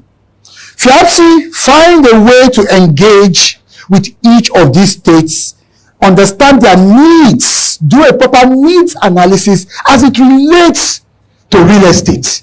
That is going to be your linkage. Because what we're trying to do here is simply convergence. How do we bring about a convergence of real estate prowess with blue strength, which is our comparative advantage? When we say blue, we're talking about the waters, and then create an economic outcome that rewards the players, and also do it in a sustainable manner that provides employment and uplifts the livelihood of all parties involved. This is the thinking of the blue economy. So the 8 littoral states are the frontiers, but inside the country, within the country, I call those 20 states all connected by water, inland waterways network. We call them the blue corridors. 20 states in Nigeria can be linked within through water. And we have 8,500 kilometers of these inland waters. So think about those top two, 853 kilometers coastline, and then 8,500 kilometers in-house. I'm going to spare you most of these others and then show you what I mean. Opportunities of the blue economy. This is our coastline. And there are cities everywhere here. There's Badagry, Ojo. These are all coastal, potentially coastal cities, because that's where we're going to, coastal cities. Look all the way right down to Bakassi. This is what we have for free. Every day we wake up to it. Economic possibilities that will not destroy the environment, that will create more jobs, guarantee more security, because if there's more development along these coastlines, it reduces insecurity. This is where the money is. Of course, I mentioned earlier on about what we have, our inland waters. So, my dear friends, I want to quickly point you to the buckets of blue opportunities. Let me tell you, you think you have made money, You haven't made money. And of course, real estate business is a long-term business. This is where the money is. Every time I travel abroad, I pay more for the hotel room I stay in, as long as that hotel is closer to a water body, than I pay for a regular hotel where normal people like you and I stay. Why? Blue economy. There's always a blue tax. We are enjoying this fresh breeze. I stayed at one hotel in Greece called Kiani Atti 2 years ago when I attended Posidonia, which is the annual event on maritime, on shipping globally. Because the Greeks are the leaders. The Greeks control about 30% of shipping globally. That's why they could manage their major economic crisis. Their economy, their maritime strength, their blue strength was out of this world. Countries like Singapore, all they are doing, they control 25% of maritime labor, seafarers. So imagine what those young boys from ships are repatriating. It gets to a point where nobody is bothering about revenues that government is collecting, but the collective effect, the collective blue effect from blue activity is significantly flowing in. I'm not just talking about trickle down when one person makes $1 million. No, that's trickle down economics. It's risky, it's unpredictable. But when it is a flow and it flows, you know that everything in that hemisphere is going to feel the effect of the current. That's the power of the blue economy. So when we are showing you this rug of water that we are lifting, we are showing you that, let me use a Yoruba expression, "Nkan bembe." That's what we're telling you. That's what we're telling you. So it's a bucket of blue opportunities. So I'm just going to leave you, before I go into Q&A, by just showing you the 10 buckets of blue economic activities so that you can decide which one you want to fetch from. The 10 bucket. That's why we call this an expanse economy. You don't need to be too sophisticated, having learned special drilling skills to participate. Just look for which bucket is nearest to your capability and begin to show interest. So what are those 10 buckets? At the Blue Economy Academy, I founded the Blue Economy Academy after my time in NIMASA. I said to myself, okay, I've had government experience, and it was a fantastic privilege, and I'll always be thankful to my boss, Dr. Jamo, who fought tooth and nail. He fought his way to ensure that I took up that job, up to the point of getting my wife involved. You know, when your wife comes and says to you, why don't you rethink it? It means that even in your house, you can lose elections. I'm telling you. That's what it means. And so I took on that job, and I learned a lot because I actually participated. All the things we did, we came up with a document called From Crude to Blue. I was sharing that with the chairman, with the chairman of Lagos FIAPSI. Sorry, Lagos NIESB earlier on. And so these are the buckets I want to show you at the Blue Economy Academy, which was what I started after I left NIMASA. That look, I don't want this knowledge to go to waste. Let's begin to share knowledge, inspire people, educate people about the blue economy. So there are 10 buckets, and this is where I'll leave it and take questions. Bucket number 1, as you can see, is what we call blue commerce, trade, shipping, movements of goods and services. Can you imagine blue commerce? Moving palm oil to Lagos by sea. It will be cheaper. You'll be able to do more volumes. You'll evade, the usual wahalas on the road I will not mention. And then you'll be able to do so much more. Blue commerce. So transportation itself is one. The second one is what we call blue bounty. Blue bounty simply means aquatic life. In terms of fish, shrimps, and the ton of what you can harvest for food. The third one is what we call blue power, sustainable energy. Nigeria still has a lot to do in that regards. Renewables, wind farms, and all the rest that we can get. As we're struggling with our power as a nation, it has to be one of the options that we incorporate into our energy mix as a nation. Then the one that I think concerns you the most is blue cities, coastal infrastructure, coastal estates. I would prefer to live near the ocean and enjoy the breeze, because the breeze is better if you're nearer the ocean. Have you noticed? It's better. Then you have a host of others. You have Blue Capital. How do we raise money? And FIABCI, this is going to be very important for you to engage and encourage your financiers to begin to think in terms of what we call blue bonds. Blue bonds. We have a series of programs at the Blue Economy Academy where we go into each of these buckets. It's a course you take for about a month to understand the total dimensions of the blue economy before you begin to get involved. Blue Capital, because our finance just institutions need to learn these things. We now have green bonds. There are various ways to raise money, raise capital for your projects. But if your players or if your financiers don't have the understanding and what the rules are, they are not going to be able to provide that support meaningfully. Then there's blue governance and justice, and I'm glad we have a government presence here. There is the kind of awareness that is required to function in that space. So lawyers have a place here.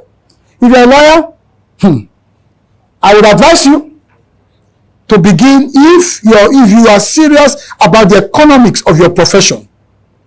This is one of the most untapped aspects of the legal profession. I could count the number of maritime lawyers I met during my 3 years at NIMASA. And yet, that was a sector that required so many lawyers in terms of specialization, not to talk about blue governance and justice. Then Blue Nexus is about biotechnology and all of the various intersections of technological applications to drive the blue economy. Then we have Blue Climate. It's very important for those of us who care about the environment. Thankfully, every state now has a Ministry of Environment, and there are actions being taken because we must be stewards, worthy stewards of the environment. As we take resources from it, we must preserve it so that there will be a place to go back to continue and make it sustainable. And then we have Blue Talent. I mentioned the Philippines. 35% of seafarers in the world today, global supply of seafarers are Filipinos. Pardon? You consent to it. Thank you very much. They are Filipinos. And you know the interesting thing? In maritime, you get paid in dollars. Because maritime is international. So Blue Talent is there, capacity building there, and then finally Blue Ventures, the kinds of businesses we need to set up. Young entrepreneurs need to begin to think, startups in the blue sector, in the blue economy. So these are the things I want us to understand. It is not in my place to educate you. I am the least qualified to educate you when it comes to the specs of your business in real estate. I've only come here to shed light to help project what the trend is as far as this emerging sector is concerned. It's only emergent for us in Nigeria. It is a sector that has taken hold globally. And to challenge us to begin to think about making Nigeria blue. More blue is what we need. More blue so that we will not suffer the blues. Thank you very much. Thank you very much, sir. That was another big ocean of knowledge that we have just shared with us today. So we'll take Q&A. Because we don't have so much time, we'll take just 3 people. I know we have more questions, so I'm going to take in the order in which we raise our hands. So I have number 1. Please note that, sir. Do we have any other question in the house? Oh, we are all okay. Are you raising your hand? So number 2, sir. Okay. I think that's okay. We are all together. Your name, sir, your family, and your question. My name is David. Good afternoon, everyone. You say David? I represent PIOCCI, the Philippine Chamber of Commerce and Industry, which is a global body of 36 million Indians working abroad. And I work the African region. I represent 54 countries from Lagos. Let me tell you, I don't want to have a question. As Professor Wong said, I use the word professor. Most of these things, like, what you brought, I just want to add some supplements with your permission. because I know you're speaker of the day and you're trying really to make it a thorough today. Let me add to it, and I want all of us to, see in practicality some of those things what Professor has mentioned today, which many countries have achieved. The first thing what is started with the village, towns and cities. If you have time to, I welcome you to India and come to a state called Tamil Nadu. There is big temple from 7,000 kilometers far from Tamil Nadu coast called Angkor Wat in Cambodia. And those villages, if you see even today, there are houses which are not less than 6,000 to 8,000 of square feet, the minimum smallest house. Because that shows when you are at the coastal city, you can connect to the whole world. So I just wanted to supplement Professor on this teaching, number one. Number two, we mentioned an inland waterways. Thanks to our current government in India, they are working tirelessly and with safe cost. Not only cost, the headache that we see on Nigerian roads. I just put in one number. For me, India has got a very big coastal, I don't remember the numbers, I think about 5,000 kilometers or so.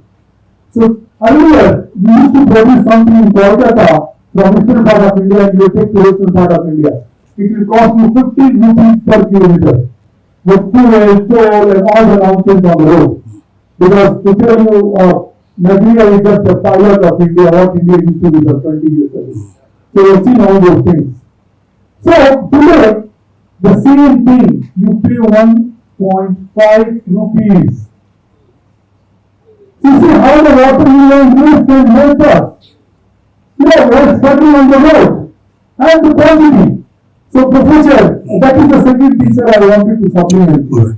Thank you. The third thing that what I wanted to add to this gathering here is, let me tell you, yes, it is not a matter of government. Those who are still sleeping and waiting for the government to do, government may not come. Whose government is that? Who they represent? Who are those gentlemen sitting on the office? Please, go and engage them. He's right. The whole world is waiting, not for advocates. They have done enough advocacy has done. If you don't engage, the delay is yours. Your country is established. You are established. Thank you very much, sir. Thank you very much. Appreciate that. Thank you very much, sir. India is one of the leading maritime nations in the world today. We can't, maritime and blue economy, we can stay here and go on and on and on. As you can see, I still have like 4-5 slides, but again, that's why you have to come to the Blue Economy Academy, because we sit you down and we take you into it to understand what the dimensions are that we're dealing with. Then you take your own slice, your own bucket, and say, look, 10 buckets, I think this one bucket is enough for one lifetime. Let me now begin to drink from it and drill into it. Oceans of opportunities. In fact, think of the ocean this way, or the blue economy this way. Think in terms of vastness, as vast as the seas are, and think in terms of depth. Vastness and depth. That is what defines the true riches that are available with regards to the blue economy. Thank you so much, Peter. I want to first of all take a lead from what Ms. Ishla. And you are briefing on about the sound of your country. Yes, the vastness you described here, the depth. Your country has understood it and happening to it. I will tell you, we also understand it here. Unfortunately, we have a lot of bottlenecks that have made us to stand still, and we are not tapping into the resources.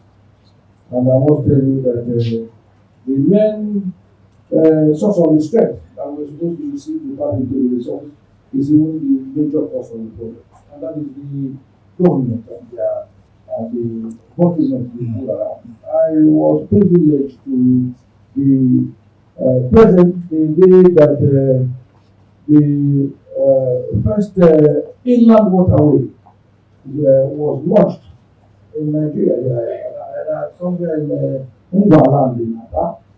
That was about almost 20 years ago. I was there. And then everybody that came was talking about how the economy is going to improve. This is an area that has not been tapped into. You have explained here now how if you travel from your country to another country you mentioned, how the developments have sprung up and then dead areas have just come alive. Yes, and that was the target of what was happening at but after that date, the whole thing was standing still. The people who were looking this idea, many of them went bankrupt because of the problems they were having with the government. Everybody in government wanted to come and have a piece of the cake and forgot what they were supposed to do. Asking for the whole thing, if you don't want to give me part of this whole thing, the whole matter will die.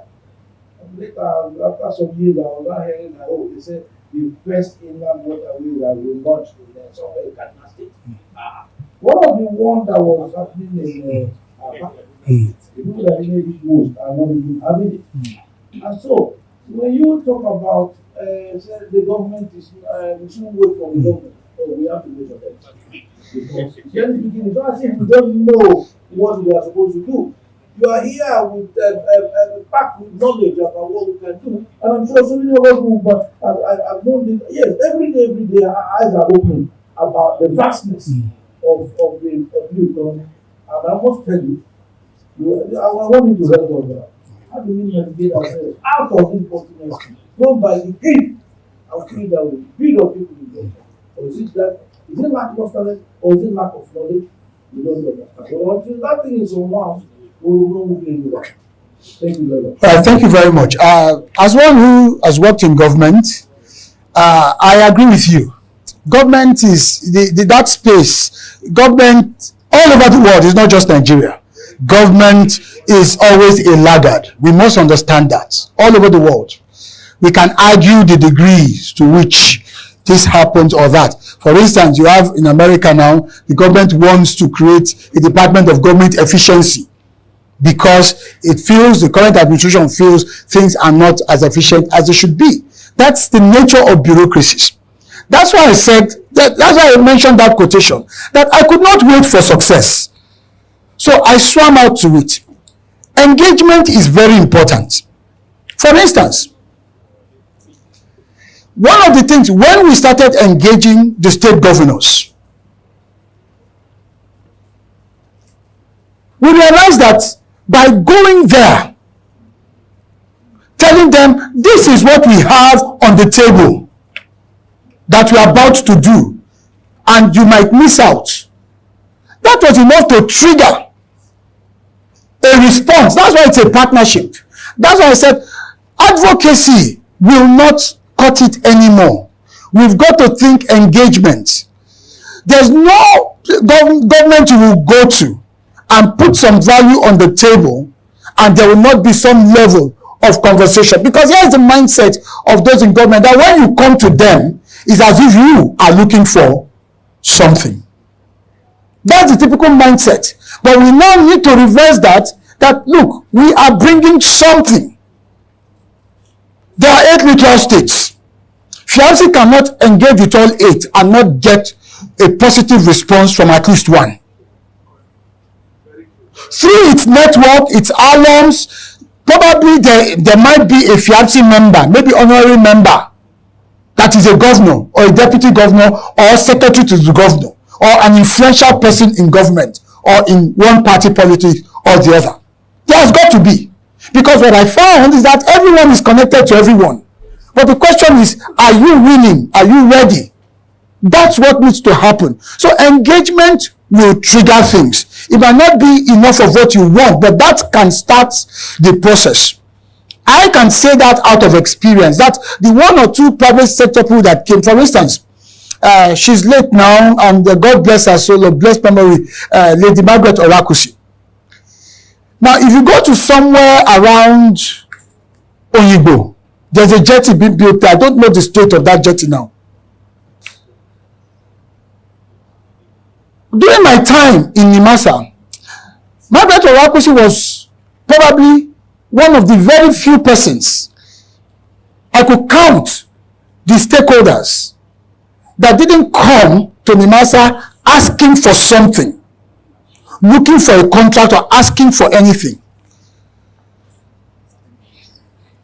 When she came, she was putting on the table, we could see the maritime projects she was doing, and the concern for us was how to not miss out.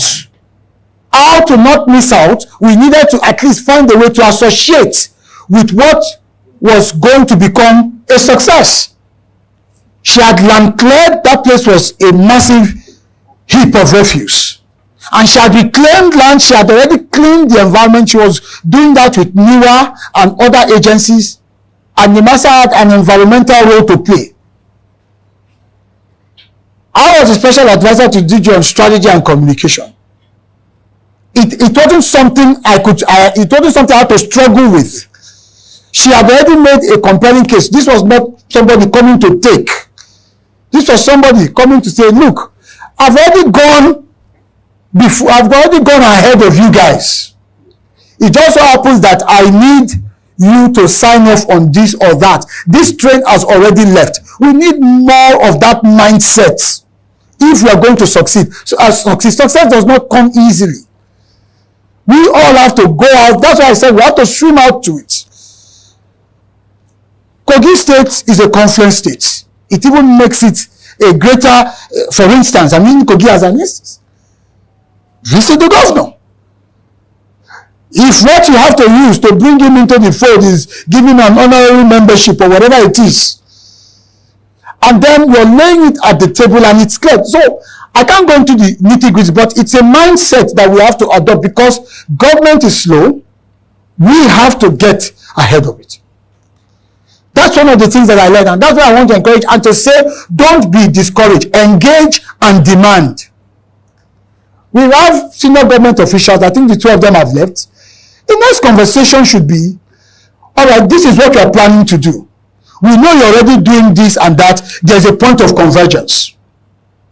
Let me give you a typical instance. When we visited the DG of NIMASA, then Dr. Jamo visited the governor of Lagos on the Blue Economy Project, for instance. I was on that team. The governor said, okay, you know what? I could be interested in blue talent, which is, what's it called now? Seafarers, training of seafarers. But we already have a maritime academy in Oron, but we don't mind being, what do you call it now? A mini campus in Lagos. I can provide infrastructure. I can provide whatever it will take. I can provide buildings, whatever it will take. Now, what was missing in that meeting was a FIABC-like party. Let's say a CIPM, Chartered Institute of Personnel Management, because we're talking talent here, that could have just brokered it. Now, what could have happened, or the expectation of governance would have been that maybe someone on the Lagos team, in doing their job, would have made that connection. My governor is ready, NIMASA is ready. How do we create this linkage? But because it was government talking to government, can you see what's happening? That match did not light. This 4 years down the line. That's why I'm saying we cannot, the stakes are too high for us to leave it totally to them. We must up our game. Because if CIPM has said, oh, we have the database, we are the warehouse of manpower development in Nigeria. All right? So do we need to create an agency? Do we need to create a special purpose vehicle? Whatever it is, that's where private sector would have come to lead it. And that's why I'm saying to FIABC that you are in a unique position right now to spark off these engagements. And one thing I want to encourage you to do is to set up a Blue Economy Committee within your body to focus on this and to begin to take some steps. So there are lots of irons in the fires, but we have not connected the dots. The linkages to spark them into life is what's missing. And the problem is that we are waiting for civil servants who by their default status, it's their wheelbarrow-like. You know what a wheelbarrow, you have to lift it and push it. And when we need to do that, we must do it. Because you are investing, your resources are going into this. So it is in your interest to help drive the policy, if policy is what is needed. If policy is the only thing remaining, to help drive it, it is in your interest. So you must find a way to have a seat at the table. That's how this works. Otherwise, we'll keep preaching it as you've continued to say, and nothing will come out. For me, as the founder of the Blue Economy Academy, what I have, the master in 3 years was like my PhD in maritime and blue economy. I don't, as a technician, I know how it works. And what we have done at the Blue Economy Academy is to translate that into modules of learning, but in a very functional way. Not academic now. These are the things you can begin to do. Calls you can begin to make. Just like you have Lagos Business School. As you're finishing a program in Lagos Business School, you're already seeing results from the network, the connections, and what have you.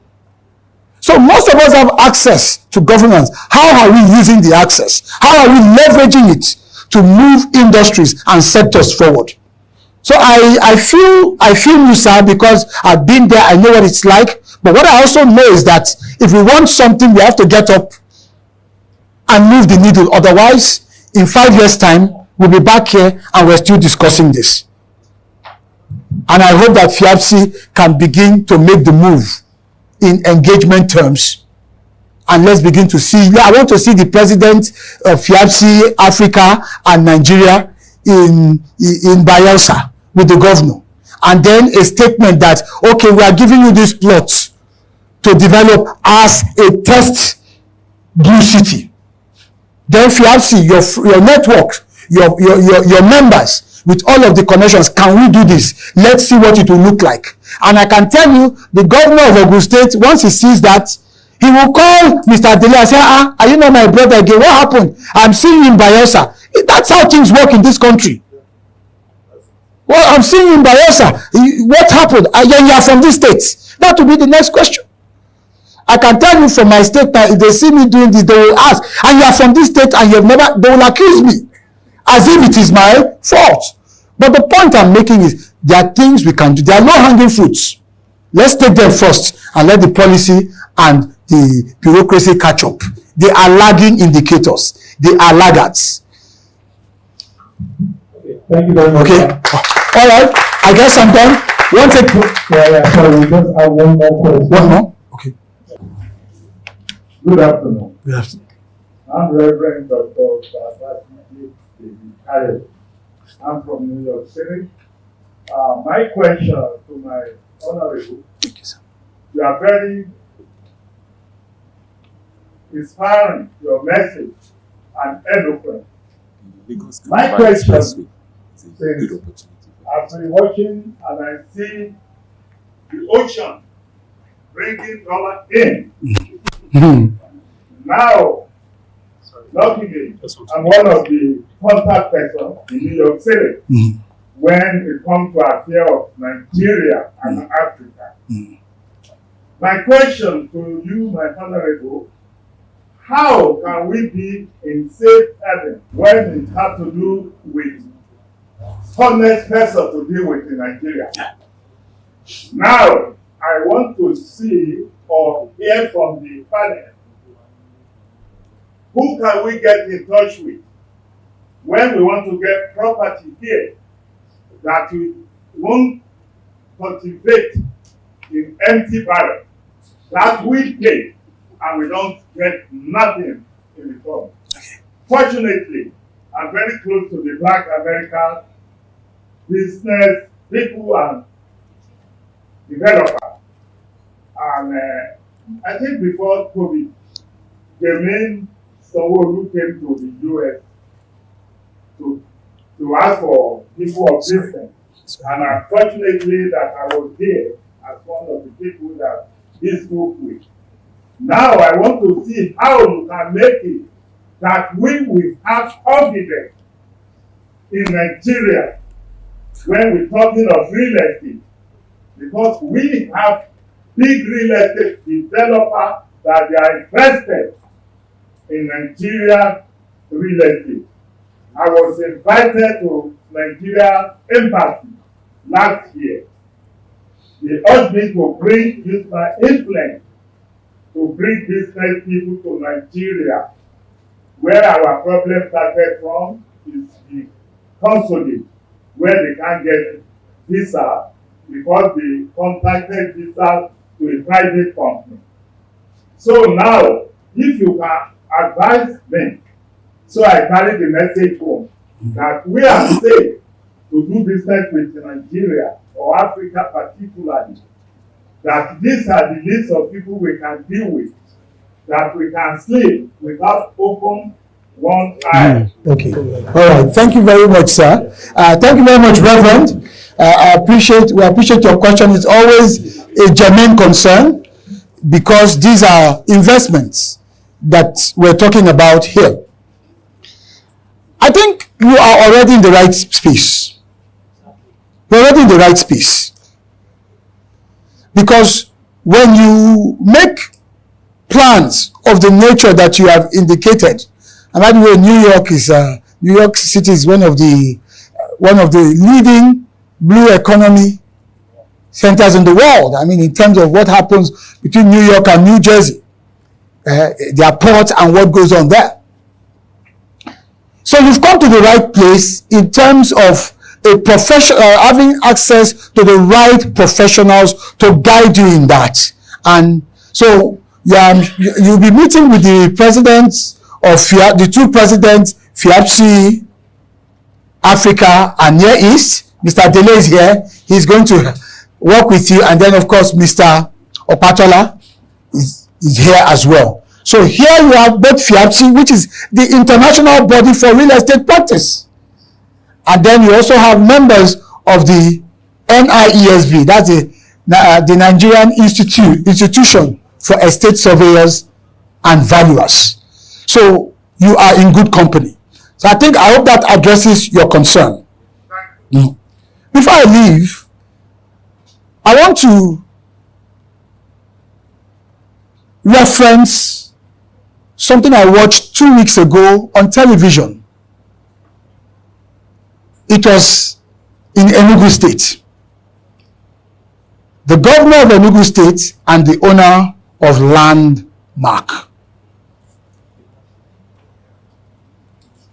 Gentlemen, that's a man that understands what is under that blue rug. That's a man that understands the blue economy. I've never met him. I just saw it, and by the time I turned to it, I saw the governor, and what I could hear was Nike Lake Resort, and I saw Landmark. I didn't need to watch it any further. I could establish what was about to happen. And that's also a governor. That's why I said, go to the governor. The governors are the key to the blue economy. Let's be clear. Yes, we will eventually have a national policy. It's taken a while in coming. We had started that some 3 years ago, from NIMASA to the ministry then, and then under the chairmanship of the then vice president. We had a couple of meetings, but then of course, the tenure elapsed or ended, and then here we are. So we will get there. But don't wait for the policy. Write your own policy and start to execute, and then converge. There will be a convergence. But if you wait for the policy, it comes in 10 years. Uninvested resources will go latent. So blue economy will allow you to broaden your mix of portfolio in this business, and you need it. No investor sticks only to a singular line of investment. So here we see a man who encountered a very painful, and let's agree with that, setback. That was actually a thriving blue economy endeavor. Things happen. But here we also see a man who is resilient as the seas, as the waters. Who then says, okay, this has happened. Rather than throw his hands up in the air, blame, whatever, accuse, he locates another playing field, another watery playing field, a blue playing field. Nike Lake Resort in Enugu used to be a very fantastic place. And here we see a man, that's a blue economy, that he decides to move from the coast, because Landmark was on the coast, and decides to say, well, if the coast is giving me stress because of the construction of the Lagos, that's the coastal highway, which in itself, if accomplished or when accomplished, will actually add significant value. But do not wait. We don't know when it will be accomplished. The man goes from the coast, from the coastal side to the blue corridor. That is how this game is played. How? Sitting down with the governor. The governor did not need to think twice. This man has something on the table. Gentlemen, that's the point we are making. He engaged, he didn't advocate.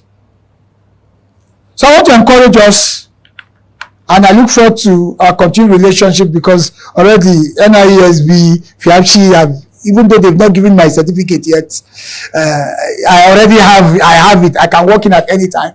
And I want to assure you, from the School of Eloquence to the Achievement Channel and to the Blue Economy Academy, we will always continue to support you, to work with you. We've got loads of programs and ensure that we drive this together, because this is what will save Nigeria.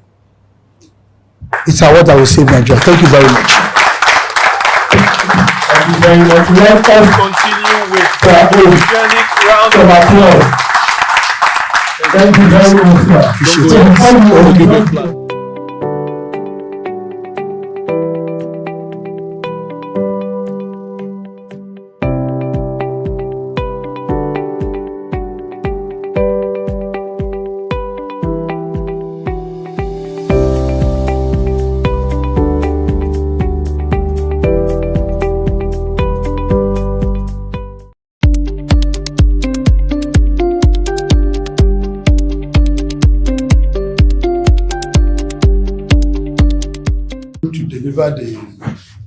Who's going to talk with us? Who will lead the discussion? Let me say it that way. As one of us in the industry. So there is nothing you are going to hear today is probably through practical experience, because he has passed through several ladders in this industry. One, he worked as a SA media to the master DJ, Dr. Jamu. That was his last port of call. And thereafter, before then, he had a school in Lagos, a very thriving school, called School of Eloquence and Communication. I'm sure most of you have been hearing of it. That's the owner, the proprietor of School of Eloquence and Communication. His name is Dr. S.N. Ubong. So let's give him a round of applause, please. Thank you. His paper or his discussion this morning is very broad, because I know he has navigated well in the industry. And when we were discussing, I told him, listen, I beg, so many things are involved. You have to go through the nitty-gritty. In fact, his paper is 4 papers in 1. So it's going to be holistic. Sir, the people you see here are staff of PR unit of Nigerian Shippers Council. Most of them are in Lagos, some of them are in Kano, Abuja, Bauchi, Port Harcourt. Where they have zonal offices, they have PR people in those offices. So the head of PR assembled them to come and share perspectives, share ideas on how to go forward, which is a normal routine. So we'll now give you the floor to start your conversation with us. You're welcome. Thank you very much, my brother. I appreciate it. Thank you very much, sir. Let me start by extending my respect to Head of PR. Madam, thank you for this wonderful initiative. And that's what leadership is about in terms of building the team. So I want to say well done for leading this charge in this regards. And then to all of you, my colleagues in this business of communication, we are communicators, all of us here. That's really the crux of who and what we are. And that's the essence that we represent. The PR function is essentially an element of the entire communication architecture. And I hope that as we engage in these conversations, one of the things that I am looking forward to doing is to engender a paradigm shift.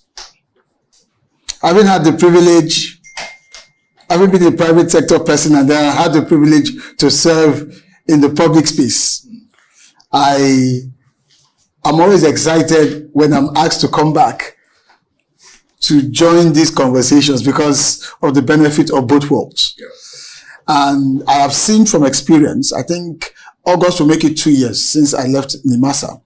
I've seen from experience that each time I pop into meetings like this and speak, it's always so enlightening, even for me, to think and realize what I could have even done differently when I was in service.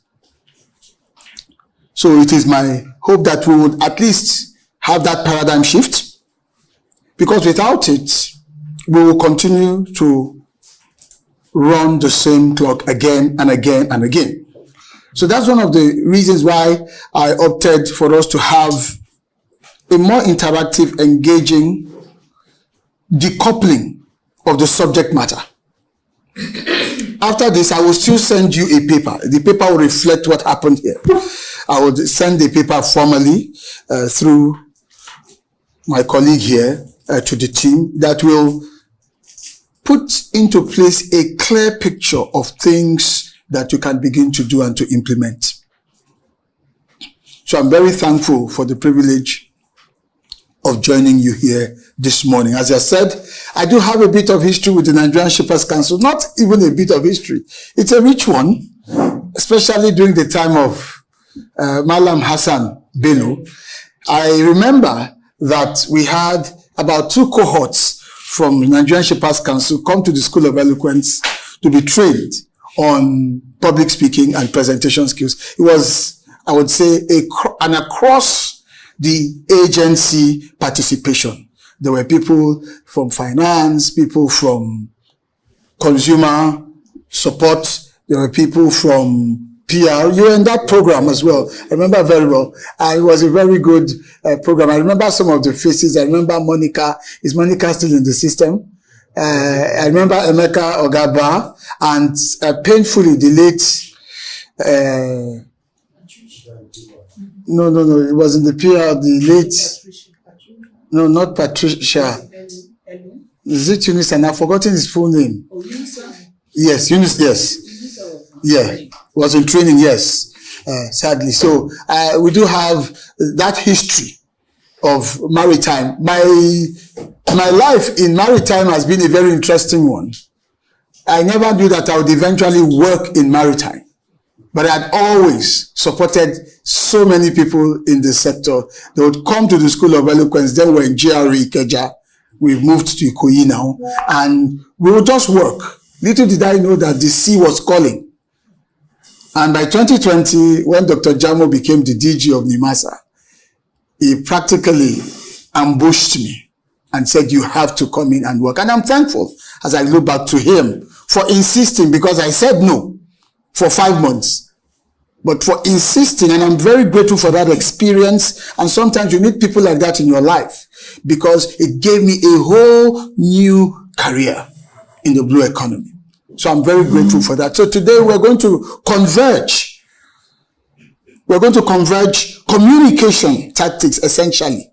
Even though you're referred to as the PR unit, we're going to converge communication dynamics into that space in our port community system, where Shippers Council operates as the economic ombudsperson.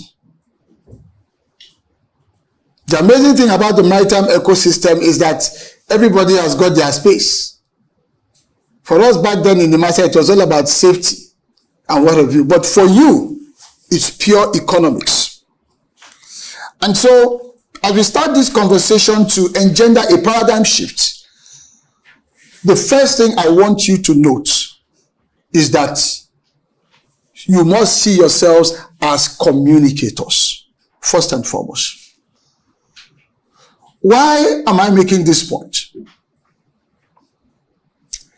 The typical tendency when you look at the PR architecture of a number of government agencies and entities, it's a default mode, is that yes, in terms of the PR function, we are almost always on crisis mode. Have you noticed that? We are either praying that something does not go wrong, and when something goes wrong, a lot of the times it catches us flat-footed. So we are constantly playing catch-up. We are constantly in reactionary mode. So we call the press, put out a press release. We are constantly just sending all of these information out for it to circulate. That's what typically happens. And the maritime space being such a volatile operating environment, because there are just so many players doing so many different things, from security to safety to trade, so much just keeps going on. We're here. A lot is going on. We have no clue what's going on. So our thinking must evolve into a more strategic pattern that envisages, that plays the devil's advocate, that anticipates, that just sits down. Maybe in your office, 2-3 of you can just sit down and just begin to throw up scenarios. Scenario thinking must be part of how you operate. Why? So that when it's time for the actual PR function, because it is a leg in the entire communication system, you'll be able to use PR to service the needs of the publics in a way that it burnishes your reputation, rather than trying to use PR as a tool to solve all forms of crisis that requires communication. So we need to think broadly. Because if we keep relying on that PR mentality, most of what we'll be doing will be cleanup business. How many of you agree with me on that? It's a tendency to always clean up. So first and foremost, the paradigm must shift. You are communicators. And by that, it also means that you are strategists. You must begin to have a very strategic disposition to things. When I worked with my principal, back then, the master, I would sit down, sometimes I'll sit down with him at home and tell him, what if as we sit right now, some seafarers are being kidnapped? Right now. We don't know what's happening out there on the ICs. And we said, why are you thinking that? I said, it's my job, it's communication, what we need to anticipate, because these are part of the occupational hazards. What if, as you see it right now, there is a very serious argument or a very serious rift between port operator A and freight forwarder B that had probably been brewing some 3 months ago when the vessel left China with the cargo. Because your business, really, the football in your playing field is cargo. That's the football. In your playing field is cargo. And the players, typically your terminal operators and the shippers. And the enabling law that sets you up says, first and foremost, protect who? Protect the shipper. But you have evolved over time to realize that beyond protecting the shipper, you need to have your hands on the entire economic activities within the port community. Hence the role of a PER, Port Economic Regulator. These things are going on. What we just do not know. And so the thinking, as I said, you must think communication, and then your mindset must be more strategic. It must be communications and strategy, or strategic communication. PR being a leg, we know when to deploy PR. So what if between terminal operator A and freight forwarder B right now, you know your players, you have your database. By now, the expectation is that you know where the potential challenges could be. You know where the hotspots in that economic space in the port could be. So what if right now this is happening and it's sounding like an irreconcilable problem? And these entities are powerful in their respective rights to also use the media to put it out there that you are being overcharged by this particular port operator. Charges that do not exist, charges that are opportunistic. So what I'm doing, I'm just scenario painting now. What if that's going on and you didn't get to have a sense of it? Do you have, and this is the question I'm asking you, a playbook for dealing with such a situation from a communications standpoint? We're not talking about the units in charge of consumer protection and what have you. The PR unit must have its own playbook that it has developed strategically by thinking out these scenarios. They may happen, they may also not happen. But we are strategists, we are in the game, in the business of envisaging and anticipating most times the unthinkable happening, and then bracing ourselves in the event that it happens. That's what it means to be proactive. Great communicators have strong proactive behaviors. We have to be proactive. That's part of how we change our paradigm. That's a part of how we change the mindset, the approach. We move ourselves out of that space, and the reasoning becomes different. If you are able to make this leap or this transition in disposition, let me tell you what happens. It begins to cascade into, number one, how you operate inter-unit or interdepartmentally. It changes the kind of question or the kind of data or the kind of information request you make of your other departments and units that are on the front lines. Why? Because you're looking at the matter strategically with a view to a certain outcome. And what is that outcome? You want the perception about Shippers Council to be in alignment with the mandate of Shippers Council. Because that is the journey as to how you begin to become a brand, which is what our conversation is all about here. For most government agencies, there is always a potential misalignment between what they stand for and what they are doing and what they represent in the minds of their audience. For most. So it takes a lot of conscious work. So I'm taking you back to first order of business. You are communicators, and so the paradigm must shift. It's bigger than just public relations. Far, far bigger.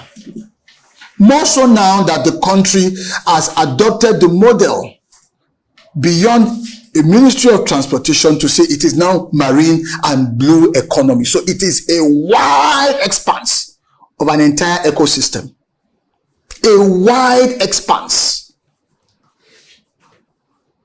At the Blue Economy Academy, which one of the things I started when I left, finished my service, we're looking at 10 buckets. It's so massive.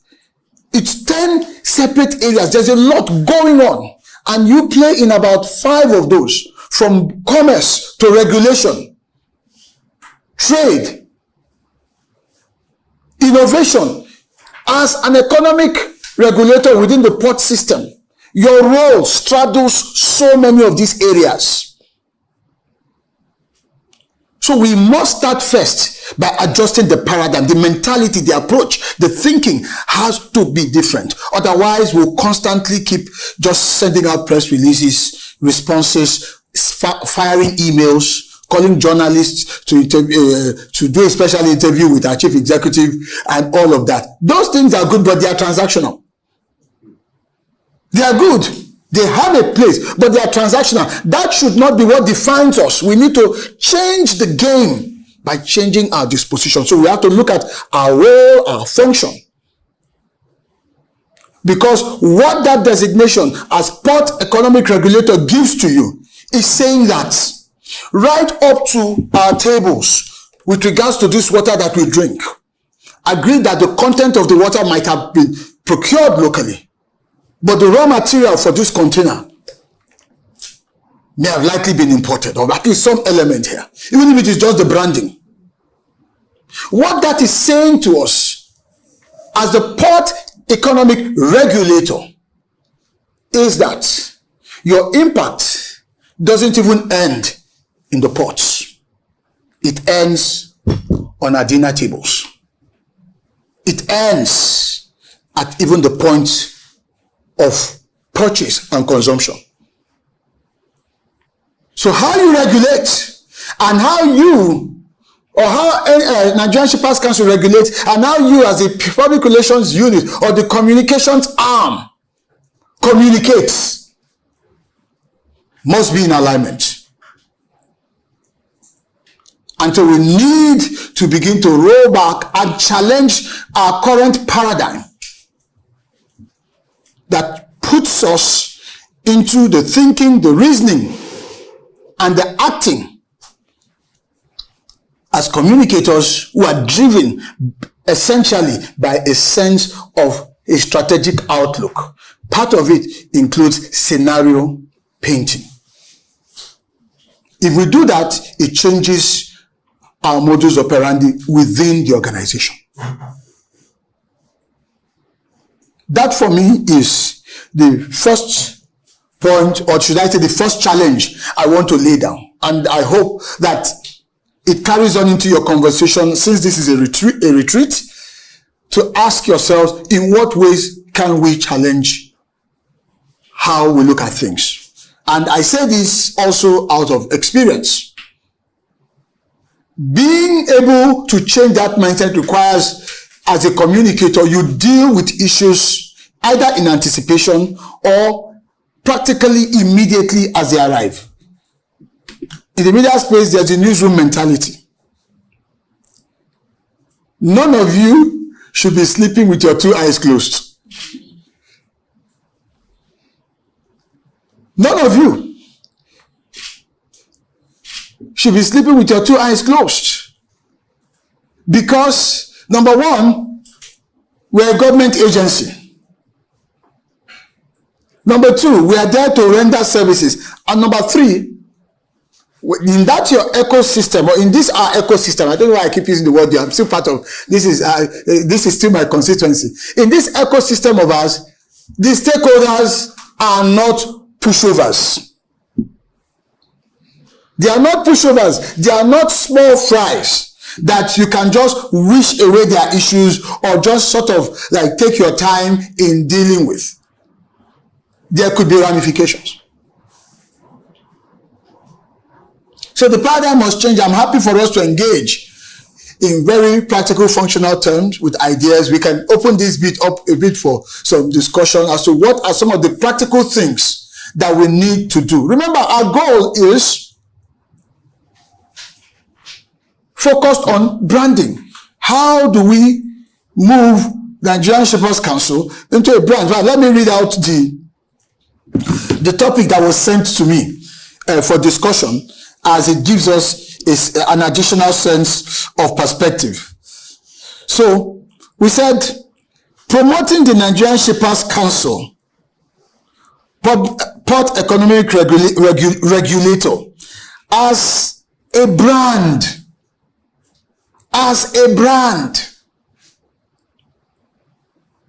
using PR, public relations, to manage and safeguard its corporate reputation, addressing and managing crisis while staying ahead of the competition.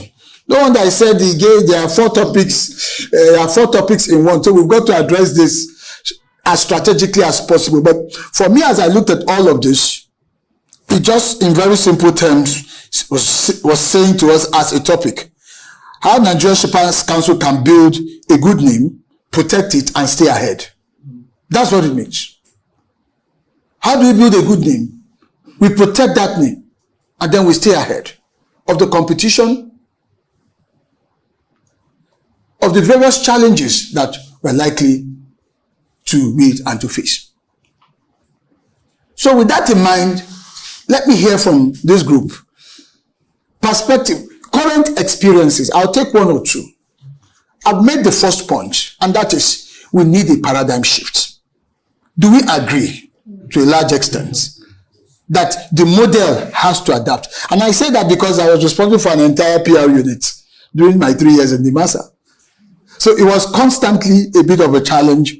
And one of the things I tried to encourage the team to do was that, look, you cannot go to sleep at 5 p.m.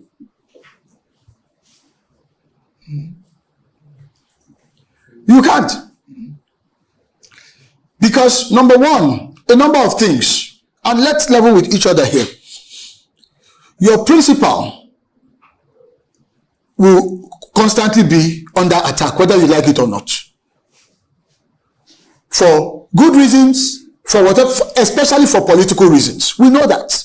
Because those roles, that's what it comes with the terrain, especially in the maritime sector. It is your responsibility to defend, to protect, because you want the attention on the organization and what it is doing.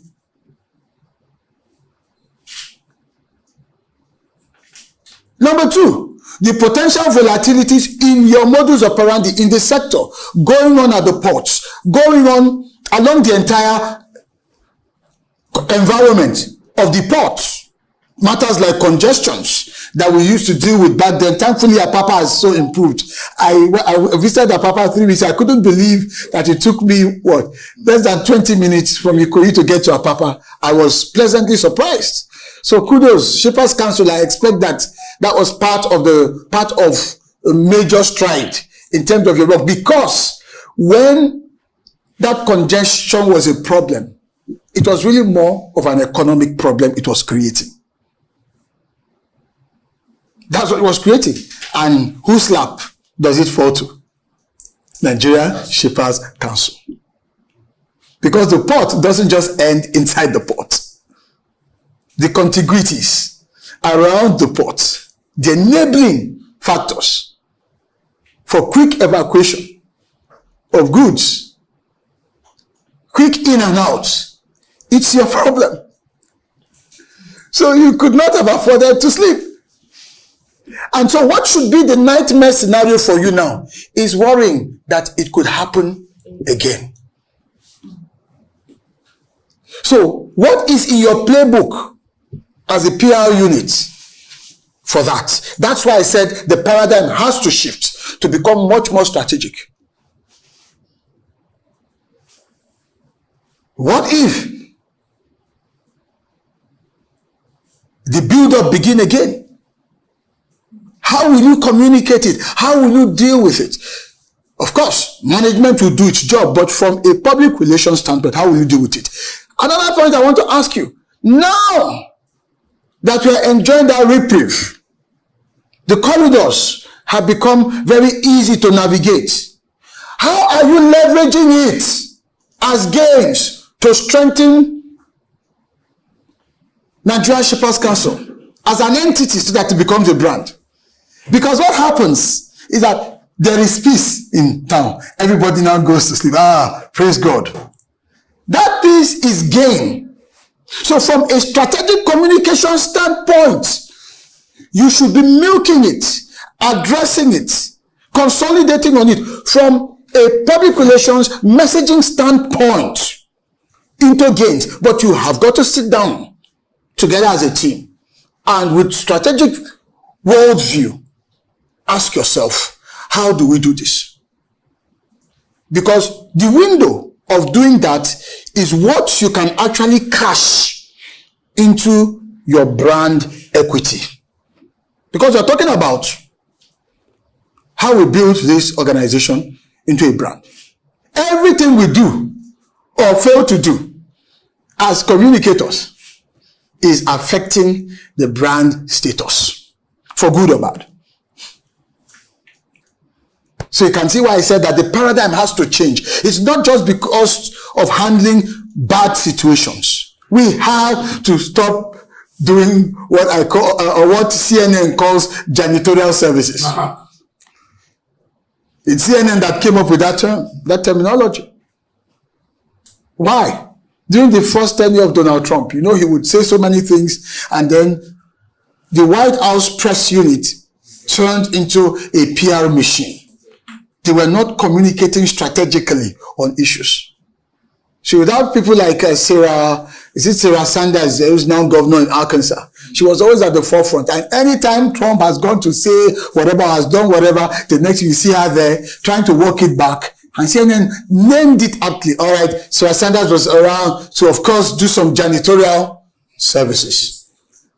We are not janitors. We are communicators. We need to lift our paradigm seriously, because that will help us shape even what our principal is doing. It will help us shape even his approach. You are responsible for your principal, the executive secretary, chief executive of the organization. You are responsible for him because, like in my time in NIMASA, our policy simply stated that the number one public image maker for the agency was the Director General. I don't know if that's the same in Nigerian Shippers Council. The same. That in every organization, the first public image for the organization is the chief executive. So your evolution must be so strong and robust to a more strategic level that it influences the approach of even your CEO and his immediate team when it comes to putting narratives out there and how they do that. It must be that way. So I'm appealing to you to take an open mind to this and begin to challenge yourselves towards this paradigm shift, to being more communicators and more strategic in your approach, whether the situation is good or bad. Because when you're more strategic, even when it's a bad situation, you can turn it around. Not by papering over the cracks. Not by trying to launder the situation. But by acknowledging, accepting, if it's a crisis, for instance, and then positioning what is being done and how you're restoring confidence back into that particular situation. It's still part of strategic thinking. But if you're still transactional, when there's a crisis, the first thing you do is to put up a wall of defense. As you know, in the port system, it's not only Shippers Council that is there. There are the tractors. You begin to look for various other things and trying to skirt the issue. But if you're strategic, you can own the situation and then turn it around. Taking responsibility, showing that you're even taking responsibility to address it is a plus. It's part of what adds towards your brand evolution and your brand equity. So first order of business is the paradigm shift. If that's the only thing I can successfully implant in this team, to go back and create a stir and engender a debate amongst yourselves, I think it will make a world of a difference in directing the flow of how you conduct business communication-wise. So, with that out of the way, let's explore perspectives. I'm going to open the floor for just a few minutes before I go on to my second point. We're going to take this in phases, in buckets, depending on how much time we are eventually allowed. My style, because I've been a teacher all my life, is typically when they ask me to deliver a paper, I always tell them, he was asking me about the paper. That I am the paper. I am the paper. Well, the goal in communication is to address the issue. That's the first goal. Because it's a retreat, that's why I didn't really bother about having a written speech. We will have all that we've discussed. You're going to get it in a clear paper format that strengthens the team. I'm sure by this evening, my team will have something out. I have my camera person doing the filming, so we'll get all of that together, and then we'll have something well structured for you that you can use and develop a playbook, come up with things that can really help the team, galvanize the team, give you that sense of above just PR. We are communicators. So let's deal with this. There's nothing too problematic, too negative that we cannot absorb, we cannot handle. And by the way, you're not the one necessarily responsible for the negative developments. Sometimes bad things happen in some sectors. But how we embrace it and how we take responsibility to communicate with the consistency, the rapidity that it requires, shows how proactive we are and gets us back in charge. So let's share some thoughts. We have agreed that the paradigm needs to change. So what are some of the things that you think you'd like to begin to do to shift the paradigm a little bit after this retreat? The floor is open. Thank you. It's a conversation. How do you go from here? That's what it's telling me. So you can build up your own personal narratives. Where do you go from here and how do you do it? So let's look at a scenario. I mentioned earlier on, of course, it will not be appropriate to mention specific names. Terminal operator A, for some reason, unknown to you, without reference to Shippers Council, without clearance to the NSC, tweaked its charges, its tariffs. Whereas Freight Forwarder B, who had initiated a large import, let's say, of wet cargo from China a month prior, based on a prior tariff plan. Because once you've arrived, there comes around other typical problems like demurrage and all of the things that are associated with delays, which freight forwarders don't like, or shippers don't like, the shippers end. And then they find themselves in a stalemate. This had happened for over 3 weeks and gradually began to seep into the press because of the status or stature of the two entities. It began to make for news. And the ramification that by the time the product is distilled through pumps or wherever, rather than go for 500 naira, we're looking at 1,500 naira. And Shippers Council is caught in the middle. How would this team handle it?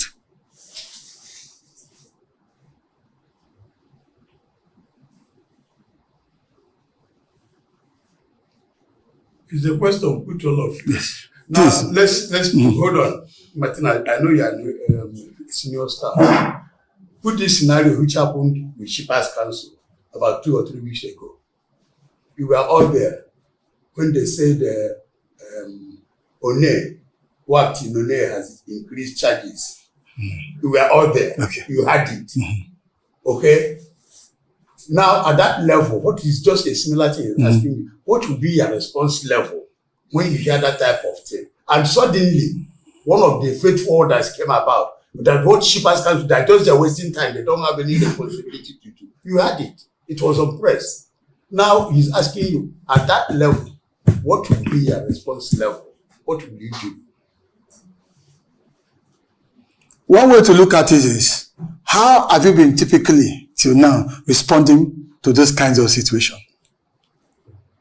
And then what needs to change from there? Typically, when I remember during my time in governance, typically when a crisis like that happens, okay, all right, we need to go, let's put out something, let's send something to all of our maritime press, whatever. It's not our responsibility, this, just to at least circulate, at least let our voice be heard that we are in the mix.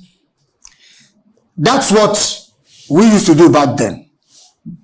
I don't know if that is also the experience. But so let's look at it from the way we have been doing it and then ask ourselves, can we do it much more strategically, differently, in a way and manner that we benefit more in terms of our name, in terms of our reputation, in terms of the brand? I didn't want to mention it. No, I have to be out of respect for this. To help you further. You know, in that respect, like the issue of grant we are trying to discuss. Yes. Now, first and foremost, I think when it happened, the head of PR first looked at the story and saw that even Shippers Council gave that approval in 2021. In 2021.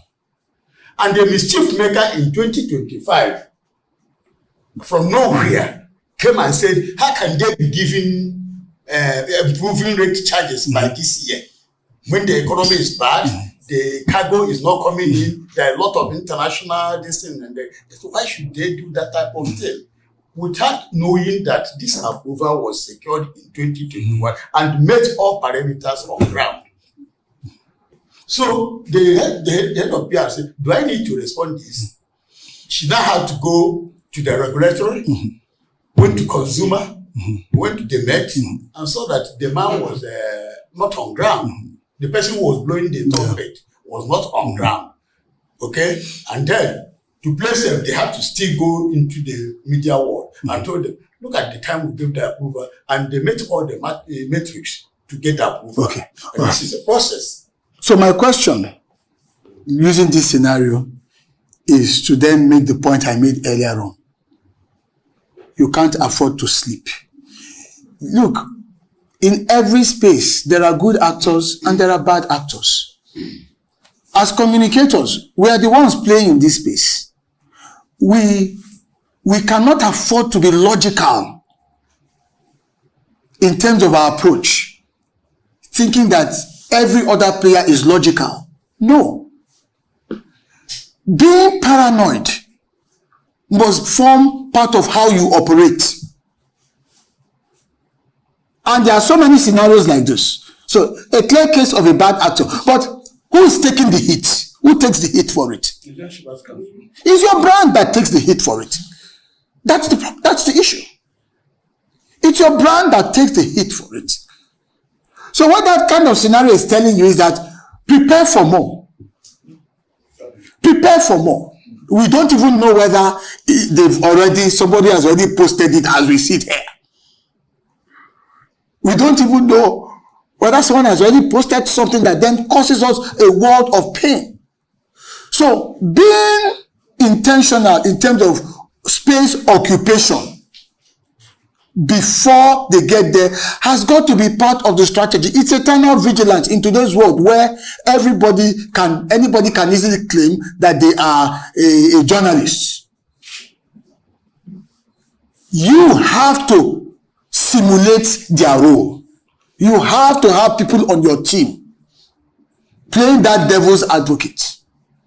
What if has got to be the question that you ask consistently, tirelessly. What if?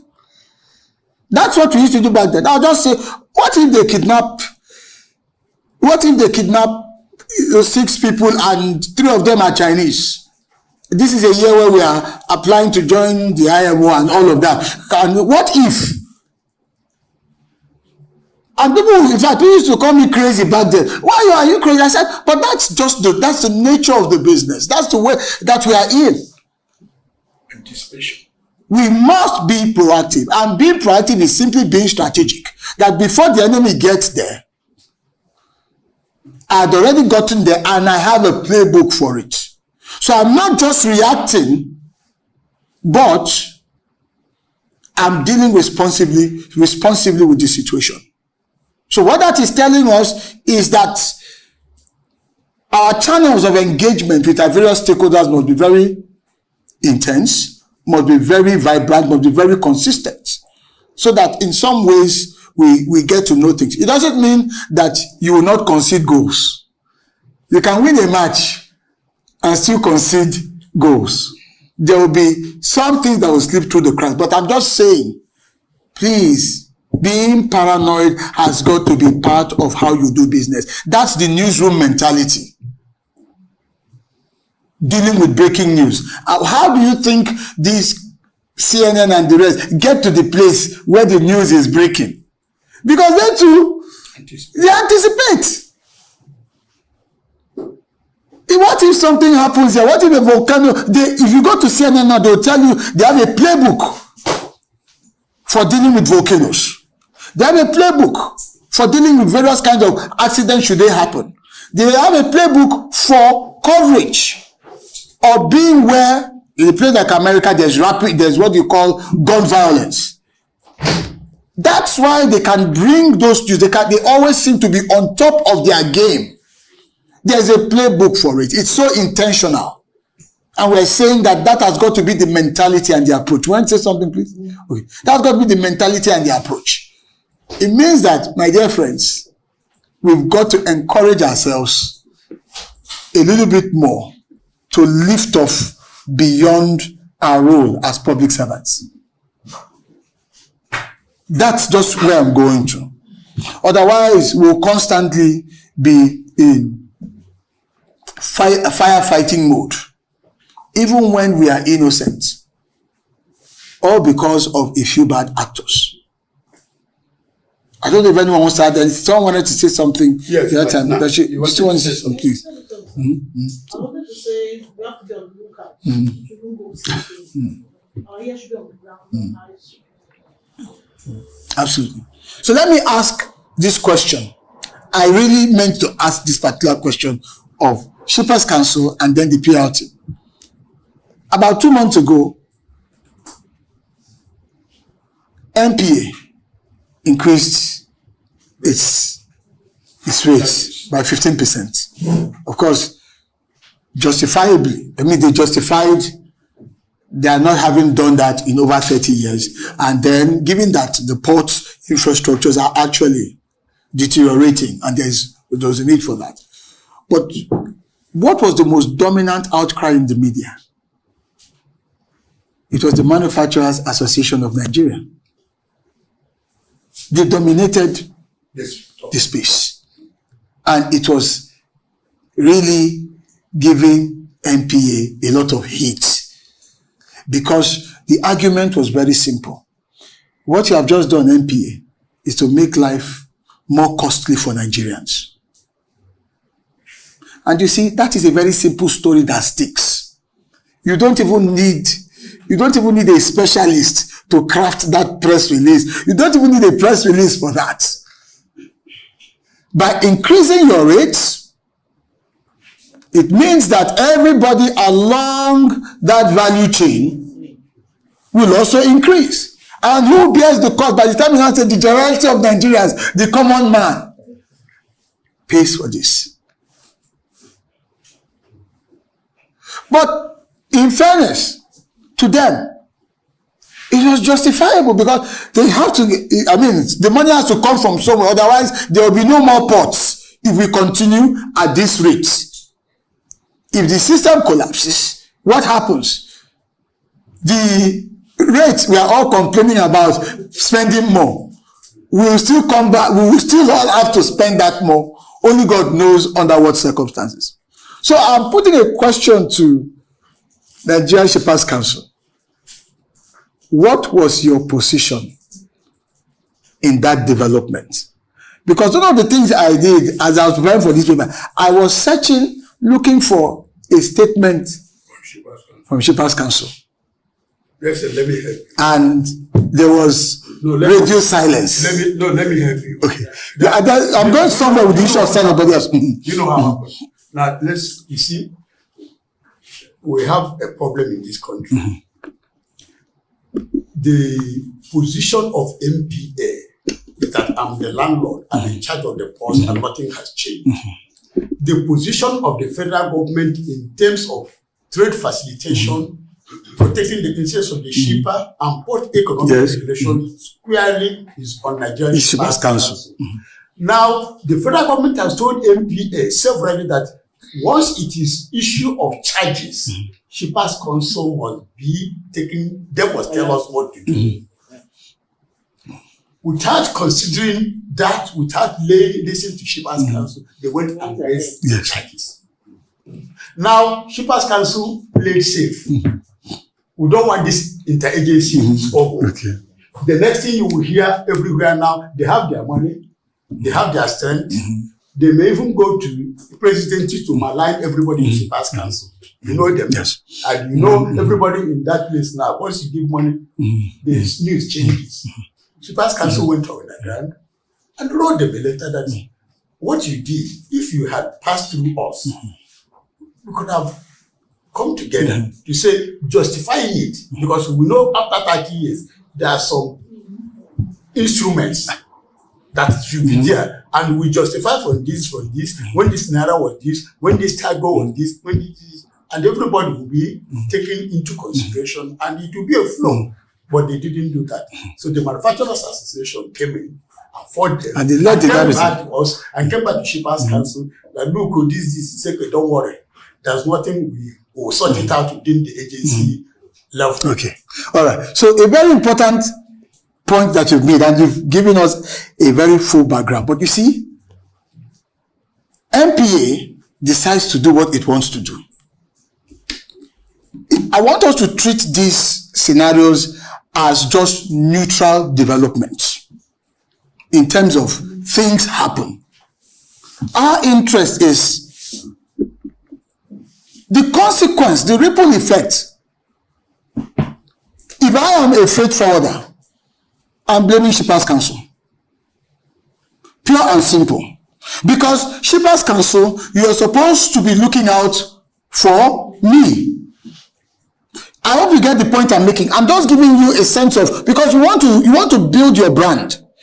Your brand is taking all sorts of hits, and chances are that we don't seem to recognize that these things are depreciating our brand equity. They're just happening. That's the thing about brands. A reputation over time, it just forms.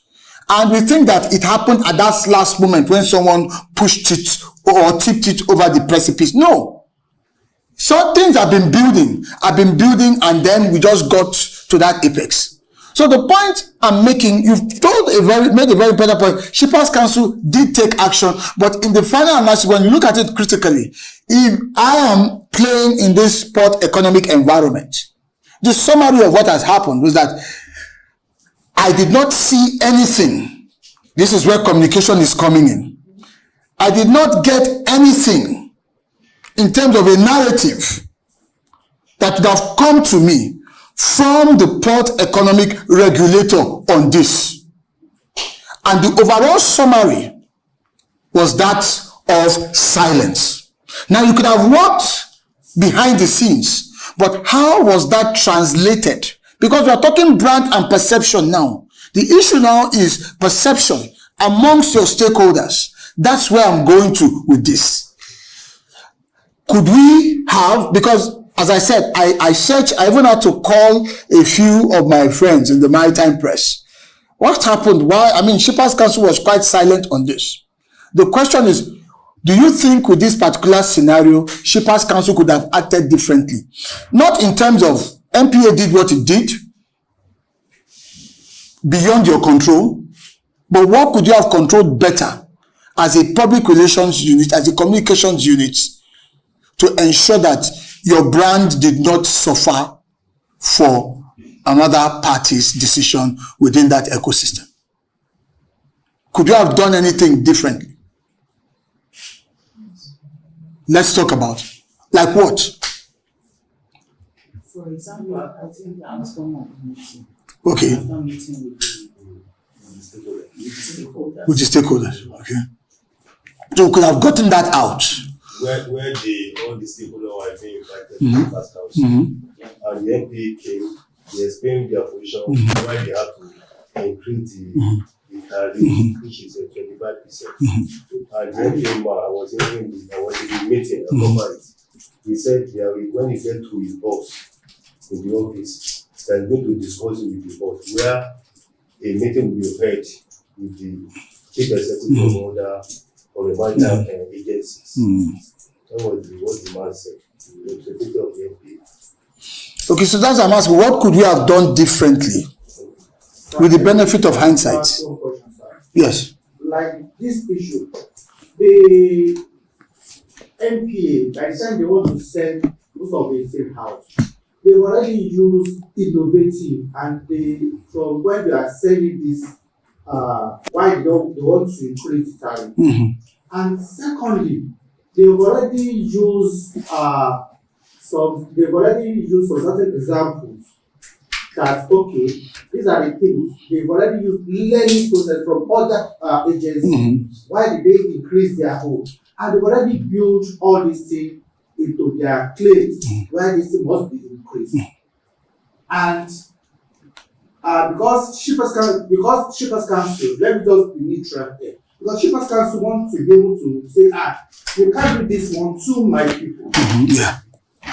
You can't do this one to my people. But when you look at why NPA want to do some certain things, and you know that it is on the right proportion that they want to do it. Because I want to use two things, because two tariffs came out at the same time. That is the NPA tariff and custom tariff. But immediately they go against it, because both of them said it has never been increased for longer period. But the customs own has been, it's just like a new one that was want to introduce, give to the public. But the NPA have already used some certain innovative, they've already used a learning process before they can be able to say, okay, this is why I want to do this thing. Then we now look at it and now say, okay, if this thing is justifiable, so people are against it, which side are we going to do? It looks like a crisis. It is a crisis. So the question you should ask yourself, you see, there are a number of things I want us to look at here. Number one is, what is your role in this entire space? The role is to protect me. Yes, that's what the law says you should do. Exactly. And so the next question is, to your stakeholders, the people you are playing to, the people you are serving, how do they perceive you? There are two things here. And so your role in this department is essentially to ensure that there is an alignment between your core function, your core mandate, and the perception. That is what gives you your identity or builds your brand.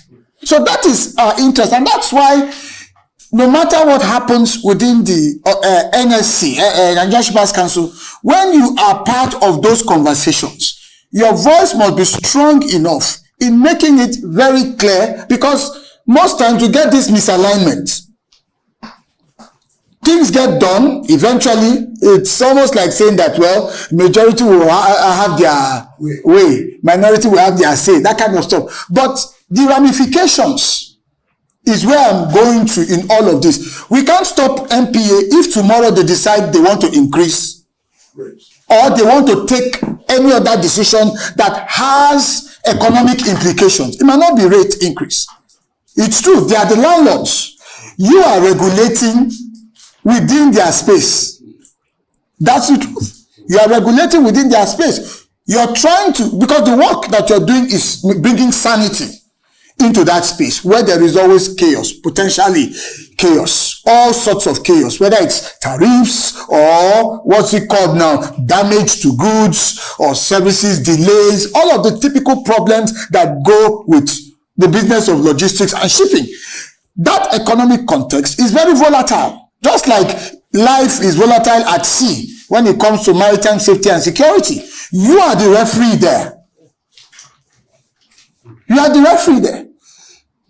And so, making sure that the perception of you to the stakeholders that matter the most is in alignment, that you are an unbiased umpire.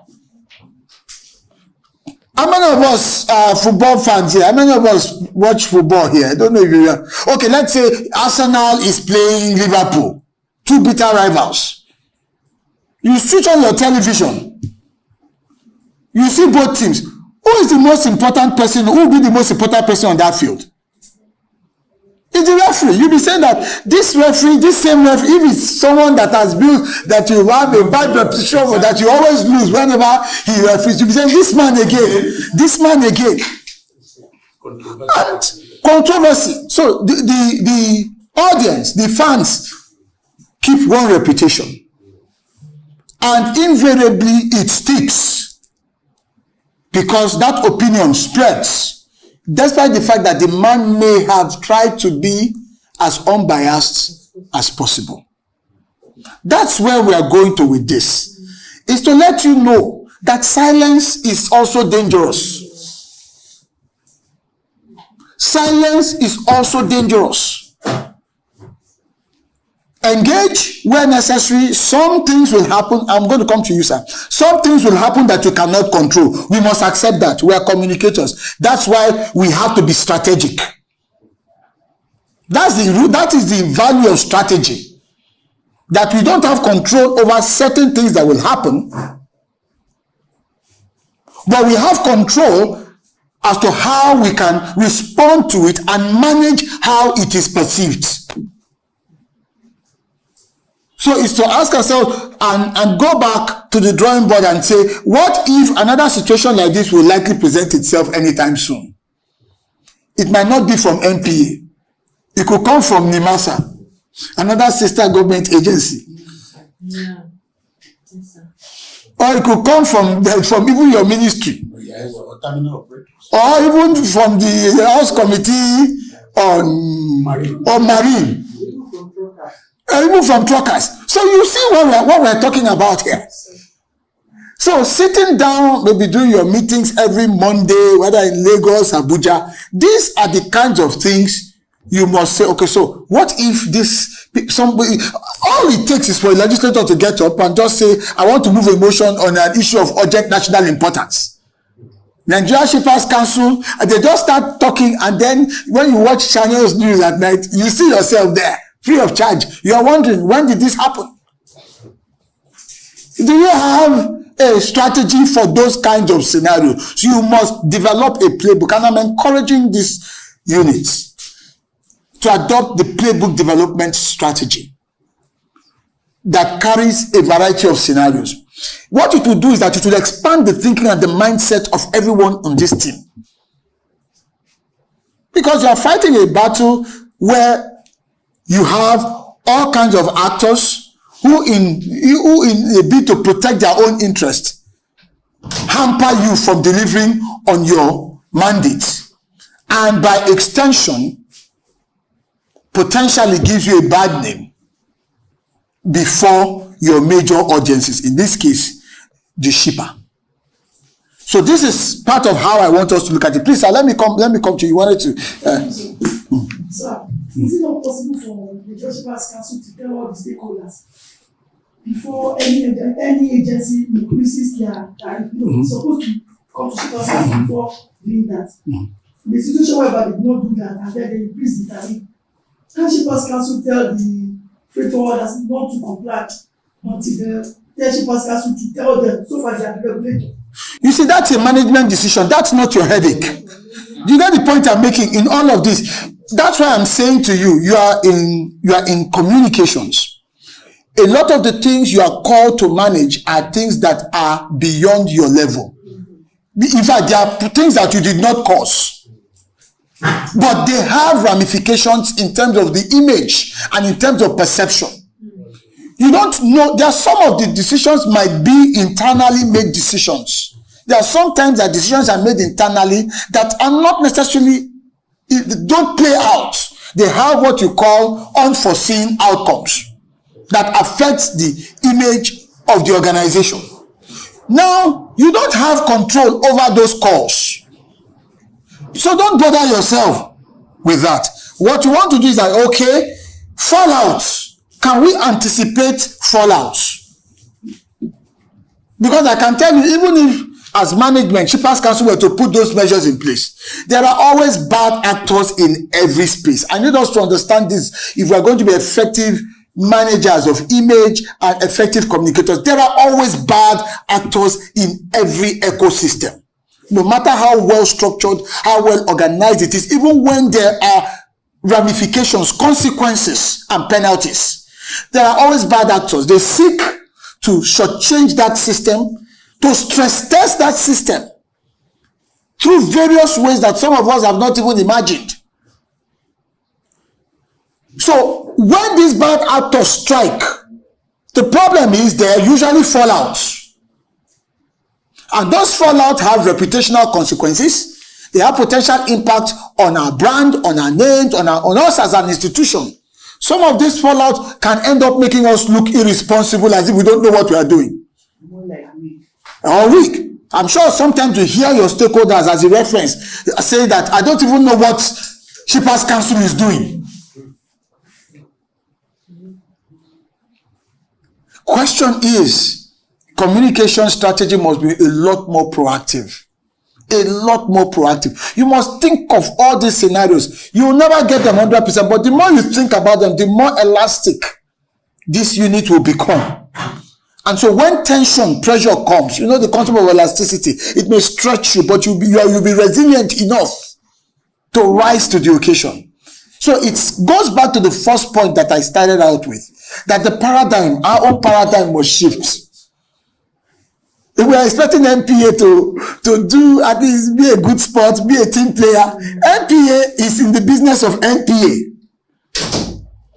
You get the point I'm making? The same way all other actors, the same way you should be in the business of Shippers Council. Protect the shipper.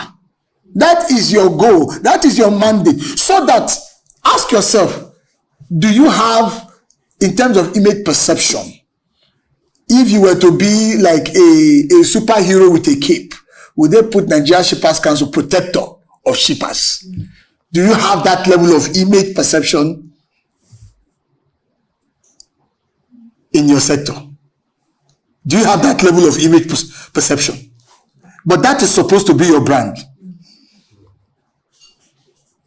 Protector of the shipper as a port economy regulator. You do that. The functional side is port economy regulation. But the perceptional side should be, I use the word should be, protector of the shipper, and by extension, protector of the Nigerian economy. That's your brand destination. That's your brand destination. But the question is, what is your current brand situation?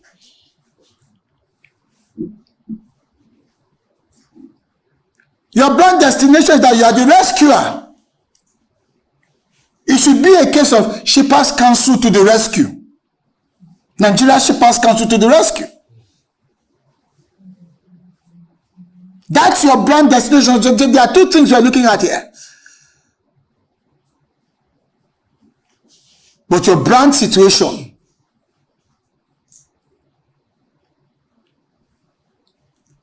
we see that there's a gap. And we must constantly be working with this mindset. Are we protecting the shipper? Whatever happens, whatever comes out of this meeting with all of these people, whatever comes out of this, when the smoke clears after this tariff increase or whatever MP has done, will Shippers Council still be seen after all of it as they did everything to protect the shipper? And we saw it. And that's one more feather in Shippers Council heart into becoming that brand. That's why I said silence is dangerous. Because when you're silent, a feather is taken off your cap. When you're silent, in fact, in communications context, silence is often interpreted as complicity. I'm telling you, perception-wise, should they did this to us, you people did not say anything. What is that saying? What is that telling you?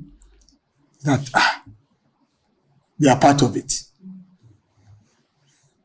So you must fight for your reputation. intentionally. And that's another point I want to make. Intentionality is very crucial in all of this. Regardless, yes, your sister agencies, fine. Working for the same government, that's true. But you have clearly delineated sets of functions.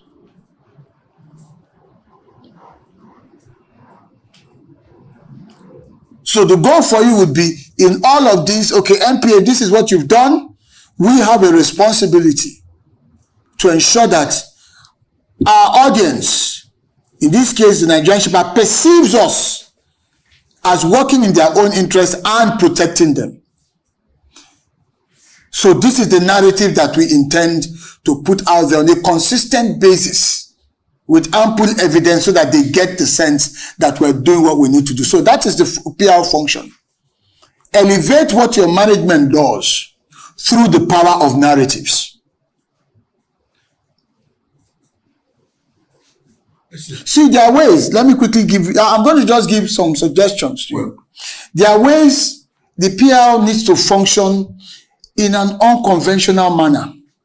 Sometimes, to ensure that you're building that trust, even in the midst of a lot of difficulties.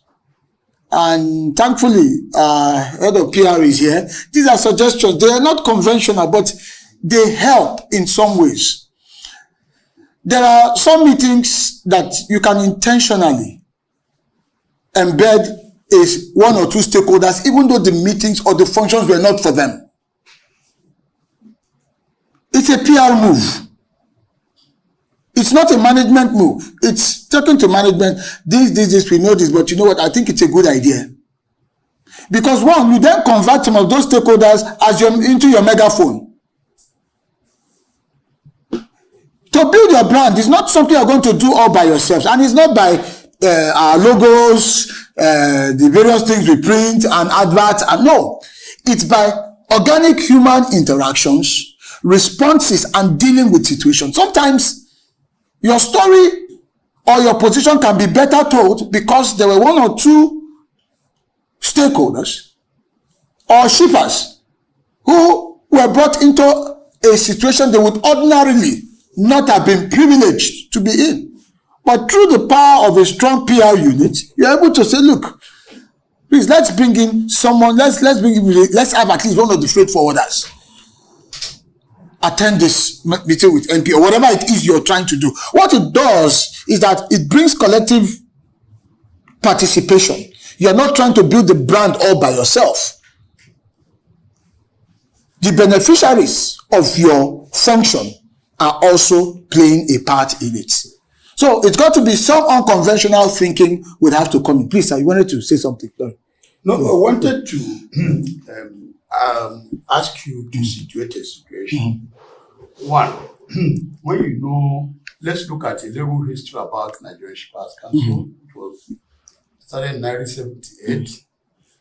UNCTAD said, please, nations, go and start Shippers Council so as I can protect the interests of the shippers. And when it was started, they did their job diligently. Now, it was a military decision.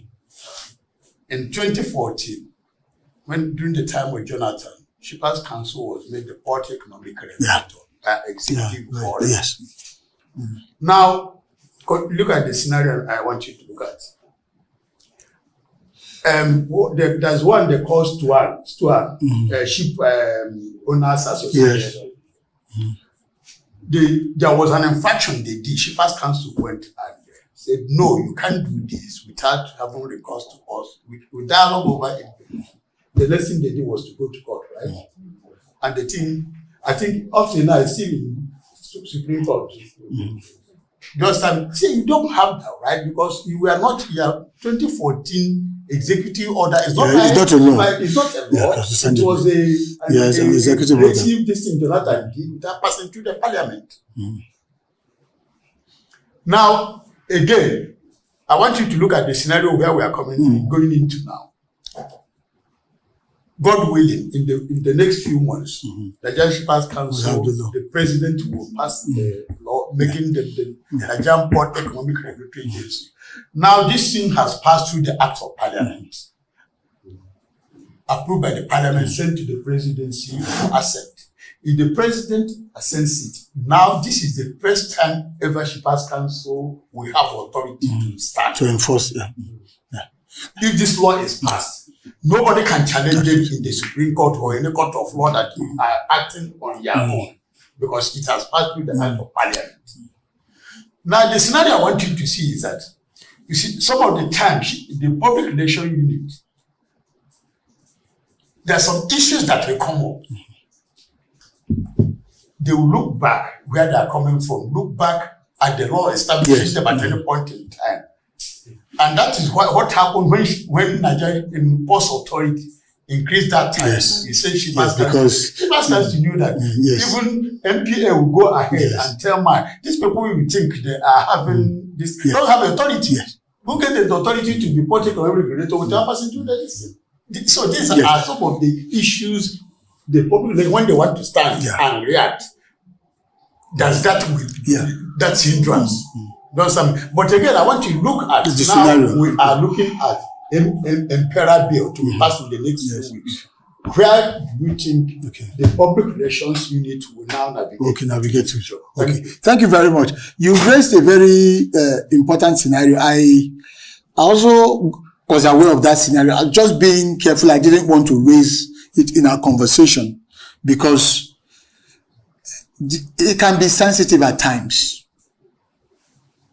We know it's really more of an executive tool that Shippers Council has had to rely on.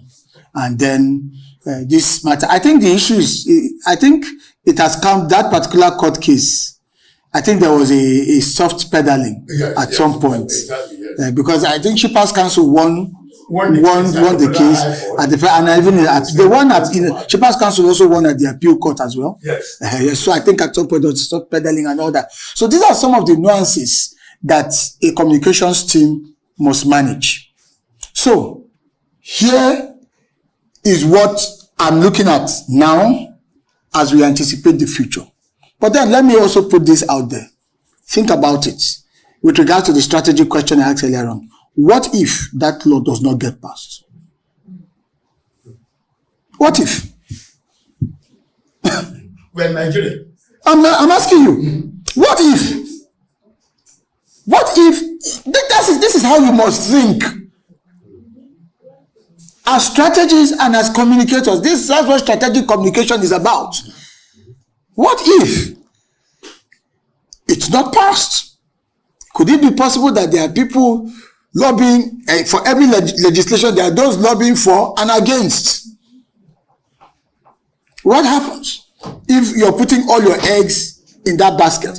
That is scenario one. I just want your mind to think that way. That's why I threw in that question. That's the only way you stretch yourself and think out of the box, become innovative in doing your jobs differently beyond giving out press releases and responding because something has happened. What playbook do you have for another 4 years of remaining port economic regulator by executive fiat? So you know, that's why I mentioned earlier on that you know that the players in your ecosystem are big fishes. They know their onions. They can create pain. They have the means to play in the press, to use the media, and whatever it is, to cause you a world of pain. So how prepared is the PR unit to engage, to be a step ahead? You must know your problem customers in this ecosystem. From terminal operators to freight forwarders, who are your you must have a list for them that this party was there. Potential, don't be surprised if something is in the media in 3 days' time. So you beat them to it by leading a conversation on tariffs. You see, when you lead a conversation on tariffs, if the intention was tariff-centric, what it does is that you are setting the agenda. But if you then wait, they strike, we all start running helter-skelter. Isn't that what we do? We start running helter-skelter. So I'm just saying that in response to your question, I'm not going to give like a very direct answer to say do this or that, but I'm going to come back to challenging the thinking. When you have the thinking, you will give yourself options. If the law is passed, it strengthens you. But again, the law could be passed and execution, which is not your responsibility. Remember, you don't have any managerial execution function here. You're dealing with communication. If the management does not execute things in a manner that strengthens you, how do you handle it? Communication-wise. We are managers of outcomes here. Let's be clear. That's why, with reference to his question, what can Shepherds Council do? I said, no, let's bring our minds too. Our problems can be created from within, in as much as most of them are coming from without. That's the truth about it. So we have to stand ready to manage the reputational side, the communication side, and part of it is being proactive about it. So part of being proactive is not to overhype the issue. In case, what if it doesn't get passed? How does it leave us? Where does it leave us? So we are not driving at the political side of getting the law passed, but we should remain focused on what should be the function. Look, Ghana has a Shepherds Council, and it's functioning quite well. And it was modeled from Nigerian. Absolutely. So clearly we are behind the curve. So my point to you is to continue to drive the kind of narratives that puts you in that role, with or pending the arrival of the law. There are times when people do things and the perception is higher. I'll give you a typical example. There are people that come into the organization, they work so hard, they put in their best, they do so well, they become so well known, and then you ask, in the minds of people, it's as if they've been there for 5 years, whereas they've only spent 1 year. Can you see that the perception is way higher? That's their brand perception is way higher than the actual fact on ground. So I'm saying that you have to drive the narratives. What are all those your wins in the areas of successful arbitration and resolution of port economic matters must be front and center. So I'll give you an instance. I went on your Instagram page. I was there 1 a.m. this morning. I just curiosity. So let me go to Shepherds Council. Let me just check. Because the world, so much is going on. And I checked from beginning to the end. I did not see a port economic regulatory, your port economic regulatory victories. And I'm sure there's a lot you have done. I did not see. What I saw, and I'm saying this as one who has worked in the same space, and looking back at the lessons, because they say hindsight is 20/20. That there are things, adjustments we can begin to make. Yes, because it's a government space, first order of business has to be that we project the set man, the chief executive, give him airtime, give him prominence and all that, because the standard perception or reasoning in the political ecosystem is that if he's seen or she's seen, work is going on. Create that bandwidth, designate it, and take that box. But the crux of the function of the media team, the communication arm of the agency, is to drive the narrative based on the mandate it was set up and hand the value outcome, because that is what builds the reputation of Shepherds Council. So I checked, I was just checking, I thought I was going to see some freight forwarders, not just in interactive sessions, real narrative. You need to convert those wins into narratives that people can understand and relate with. I watched the last episode of the program Shippers. I saw that you had a segment for complaints. What's it called that you resolve? That segment lasted for just 35 seconds. There are things we can begin to do.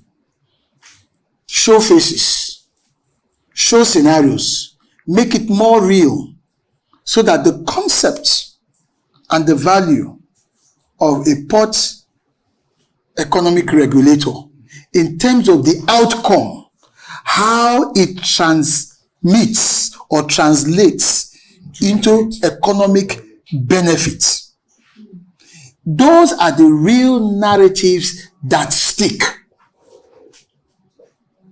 Create space for chief executive visits, people courtesy visit and all of those things and all that happen because the government space, many people come in, every day is always busy. But part of this team must be looking for your wins and materializing the narrative in a way that is clear and easy to appreciate and ensure that they occupy media space. I just took your Instagram page. I went through everything from beginning to the end. Everything. I saw events. I saw a lot of the staff maybe speaking at one event. I saw all of those. All of those things are good, but they are activity. You now need what I call productivity-oriented narratives. What that will do is that it has its own way of contributing towards your brand destination. Because, put it simply, Nigeria Shippers Council is the rescuer of the shipper. That's all. You are it's very simple. In fact, the mantra should be Nigeria Shippers Council to the rescue. Like a Superman wearing his cape. That's what you are. And that's how you build your brand. What is a brand, by the way? Brand. Marketing 101 is simply a promise. That's all. Your brand is the promise that you are making, that you've communicated, and that you are committed to delivering upon. And as you deliver on it, you communicate it. And that strengthens your reputation. And over time, that's your brand. That's what it is. So we must manage this situation to ensure that there is a proper functional alignment between what we are delivering and how we are being perceived. So what ways do you think we can translate some of our wins into natural narratives that can be out there? And if you do that, I can tell you your Instagram page will probably more than double, because those will be real scenarios that people can engage with.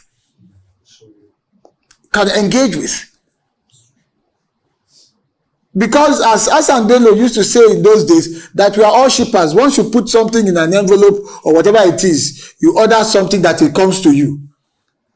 Everybody is a shipper in one way or the other. So what ways do you think we can do that?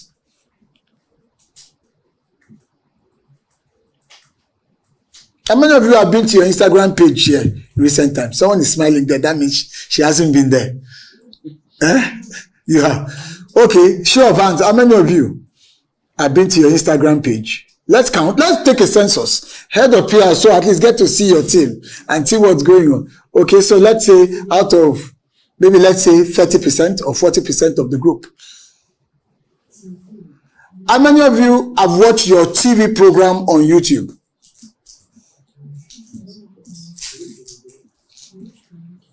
So how many of you have tracked the nature? Am I wrong with what I just said about your Instagram page? So I saw. So in what ways do you think we can? Because you're the ones on this job. I can't really picture in full concrete sense all the issues you address. For instance, you said we had 6 complaints. One of them had to do with demurrage. Another one had to, what does it mean? it does. I get the point. It doesn't stick. The point I'm making is what does it mean? It's just like data, some information. But could you translate that into much more concrete narrative, storytelling? Yes, sir. That particular segment, if you can reimagine it and make it weekly, it's a good start. It's at least another component that helps your brand, because it's appealing to your ecosystem, those that need to know. Yes, please. So I think we should just do like a turnaround, concentrate more on that, because that's the stakeholders we're dealing with. Then I think the other activities, you can now make them like more of tidbits. Okay, the ES executive visited these places. They will now tell that less time, and then concentrate more on that instead of giving the personality story of the ES. I think the stakeholders' interactions should be more like our focus. Absolutely. Because they are the ones that will now sell us out. Absolutely. They will sell us out. They are the ones that will interact more and say, we're able to deal with this. So if they are able to deal with this, that means I can take my complaint. If they are able to settle out these people, that means I too can. So it shouldn't be just that tidbit small session. It should be more time should be dedicated to it. I think, so let me just give you this story we had in Kaduna. There was this black eye beans issues that we had from Kaduna to Dubai. You understand? It was a lengthy negotiation.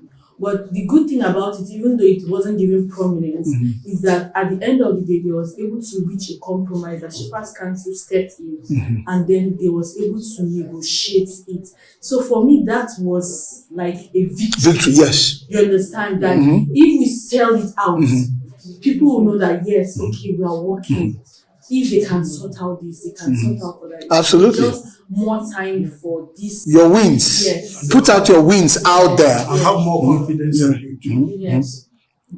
The more wins you put out there, the more it strengthens your brand. Nigerian Shippers Council. This is a council designed, put in place by law to protect the shipper. And it does that through regulating economic activities within the port system. That could work, and it's something that you should figure out a way to put across. Yes, please. Please. There was a time in one of our TV programs that we had a stakeholder whose issue was resolved at the complaints unit. And given his remarks, he said, when you have an issue come to Shippers Council, they will always be there to help you. They're even praising Shippers Council for not collecting the times. So I remember that week after the program was aired, because we used it in our TikTok segment.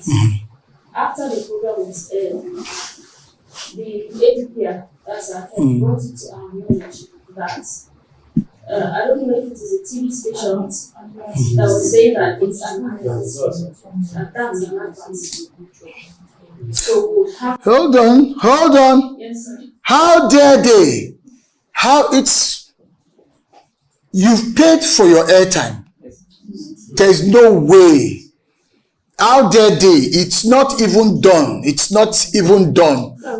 Okay. We have to obtain a certificate for advertisement before we put anything like advertisement. Okay, is it from APCON and all that? Okay, it's not as if, well, maybe APCON has evolved, but I don't think, well, I did quite a couple of those during my time in Nimasa, and then nobody, yes, you paid for your airtime, but you can do whatever you have to do. Now, that you should be careful on the narratives, because some of the statements can be advertisement statement. No, if it's a testimonial, it's supposed to be a testimonial. But the argument that was saying, come to Nigerian Shippers Council, come and work. So is the narrative that they were. Well, the beauty of it is that if that is a challenge, I don't think it's really much of a big deal. If it's an advert, I mean, you can on your own recognizance get APCON to give you that approval. Those things don't cost much, maybe 35,000 or whatever. I'm surprised, maybe these are new things, because during my time, we used to do quite a lot. We were creating promos. I was writing art scripts to promote quite a number of things for NIMASA then internally, and it never came up. So I would think maybe it's a recent. We're not supposed to collect anything from like money. But they feel is our interest here. It's to help define and shape the brand, shape Shippers Council from being an entity into having an identity. Because right now we're essentially an entity of government, an agency of government. But the goal is to evolve into one with an identity. In other words, we identify with shippers. Shippers identify with us across the strata. And in today's world where there's so much e-commerce going on, I think that Shippers Council can actually mainstream the value of the fact that we're all shippers. I know Isaac Bello used to say that a lot. I thought that was one way I got to appreciate Shippers Council. That you can be the one, in fact, it's your responsibility by law to mainstream the concept that we're all shippers. Everybody is affected by what Shippers Council does economically. So everyone should have an interest in what we are doing and therefore help in building that into a brand. So the concept of shipping and all its values, which of course goes beyond waters anyway, should be you owning that space as a brand in the hearts and minds of Nigerians. That is when we actually arrive at that brand destination. But the thinking within this current situation must be such that it's more strategic and our effort is driven by this sort of ideas. And so every time we're going out there, before something happens, if it catches us off guard, our response goes beyond the original, typical, stereotypical way of let's do it this way. We can turn it around. We can turn it into a story. It's not too late to tell your own narrative of the MPA episode. In fact, now that everything has cooled, this could be a time where there is mental space and bandwidth, where you could then come out and drive a narrative of yours that can stick with people. And then keep in mind that because the world has become so discontinuous, you are an organization of government, an agency of government that is built to function as an incumbent. You know the concept of incumbency, which is very traditional and which is you can predict, so to speak, because you're comfortable, you're in charge, you determine things. But you must now begin to think with some sense of insurgency. Why does insurgency last? Why is it such a challenge militarily? It's because traditional armies fight based on traditional principles. Insurgents don't have any rules. They redraw the map. They take the battles to places which is non-conventional. They pop up here and there. So you need, and I'm going to, head of here, I'm going to appeal to you, Ma, to encourage a little bit of insurgent thinking, not in the sense of irreverence, but out of thinking out of the box to do some things.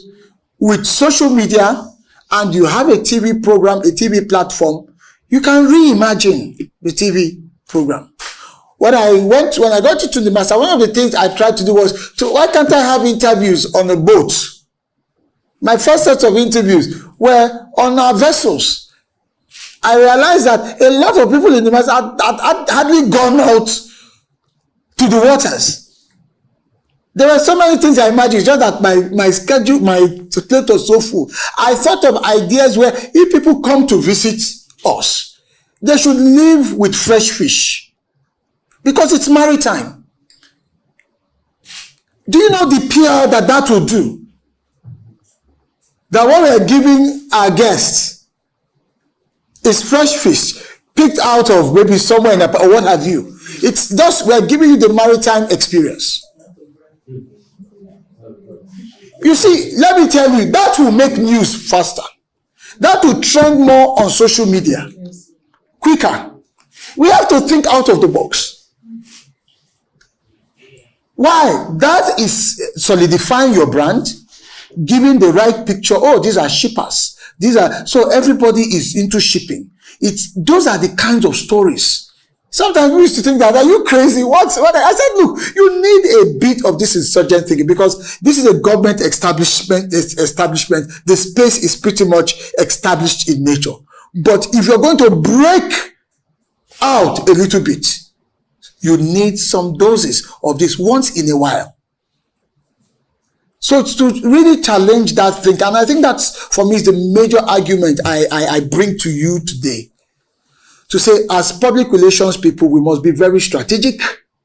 We must shift the paradigm. Because aren't you tired of people just ambushing you every now and then over issues, especially bad actors? Sometimes it could be somebody who decides, maybe they wrote a proposal and the means was not there to satisfy them. And the next thing, some news is flying around and you have to do cleanup. So it's time to get ahead of the game.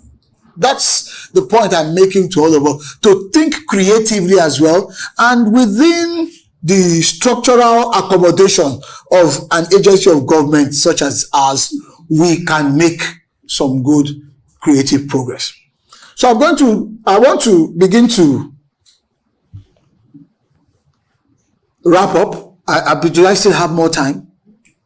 Okay, good. So, by now coming into some of the skills that each person, everyone around this table needs to have, we must also develop ourselves. We must develop ourselves, and very intentionally. Now, number one, I think I had my notes, just a second here. So I'm going to read through some of these skill sets that are necessary. Excuse me.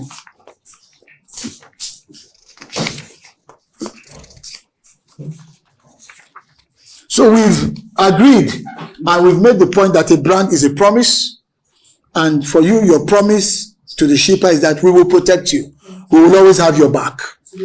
And exactly. We are like the Superman in our cape, NSC at the back of it, coming to the rescue. So if you're being bullied by a terminal operator or what have you, and then, or for some reason you're delayed, and then your shipment defaulted into demurrage, and all of those things are piling, and it's about to sink your business. Shippers Council is that knight in shining armor that swoops in and say, no, I'm the defender of this universe, so to speak. And the shipper knows that they've got our back. So that is incentive for them to keep on driving their business. Because the more they ship, the more there's cargo accruals. And we know the ramifications of more cargo, even to us as a nation, in the International Maritime Organization. It's part of what counts against us when we go to IMO. We're talking about category C and all of these things. They look at those metrics. So your role is so important, such that if people now leave our port environment to use other ports, that's a loss for us. So Shippers Council must rise to that occasion, and we must communicate these winning narratives. So in terms of the kind of skill sets that I want to encourage us to develop, number one is strategic thinking. So let me explain. Strategic thinking at the personal level is instinct to just question. It's the essential element in every good journalist. I mean, the way we're taught journalism, you use your 6 serving servants. Who, what, where, when, why, and how. The 6 serving servants, 6 of them.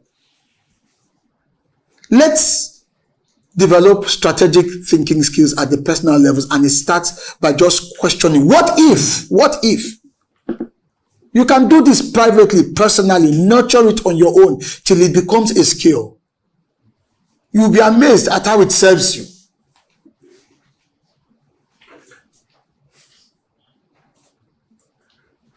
Number 2, the ability to read and absorb expansively. Let me ask, in the last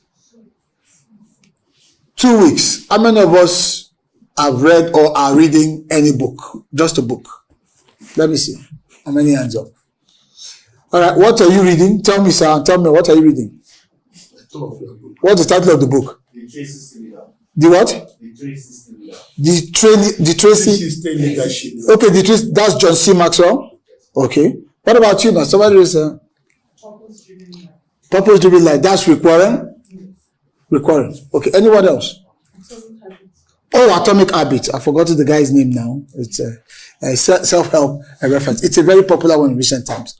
So what I'm saying is, please, you don't need to be an exhaustive, fantastic reader. Just, even if it's just 2 pages every day, the quality of your self-development is going to rub off on the quality of your production at work. There's no magic to it. And one way to ensure that is to start by reading. It could be anything. It could be a maritime themed material. It could be something that is business related. It could be a motivational reference, whatever it is.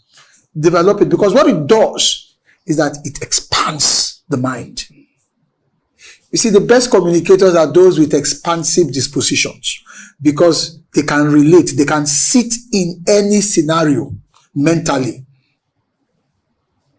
And so if they are to drive communication narratives with a pen and paper without thinking, they can either craft a script or do a memo or do a press release and set the direction, the news peg, the direction of how we want this to be done.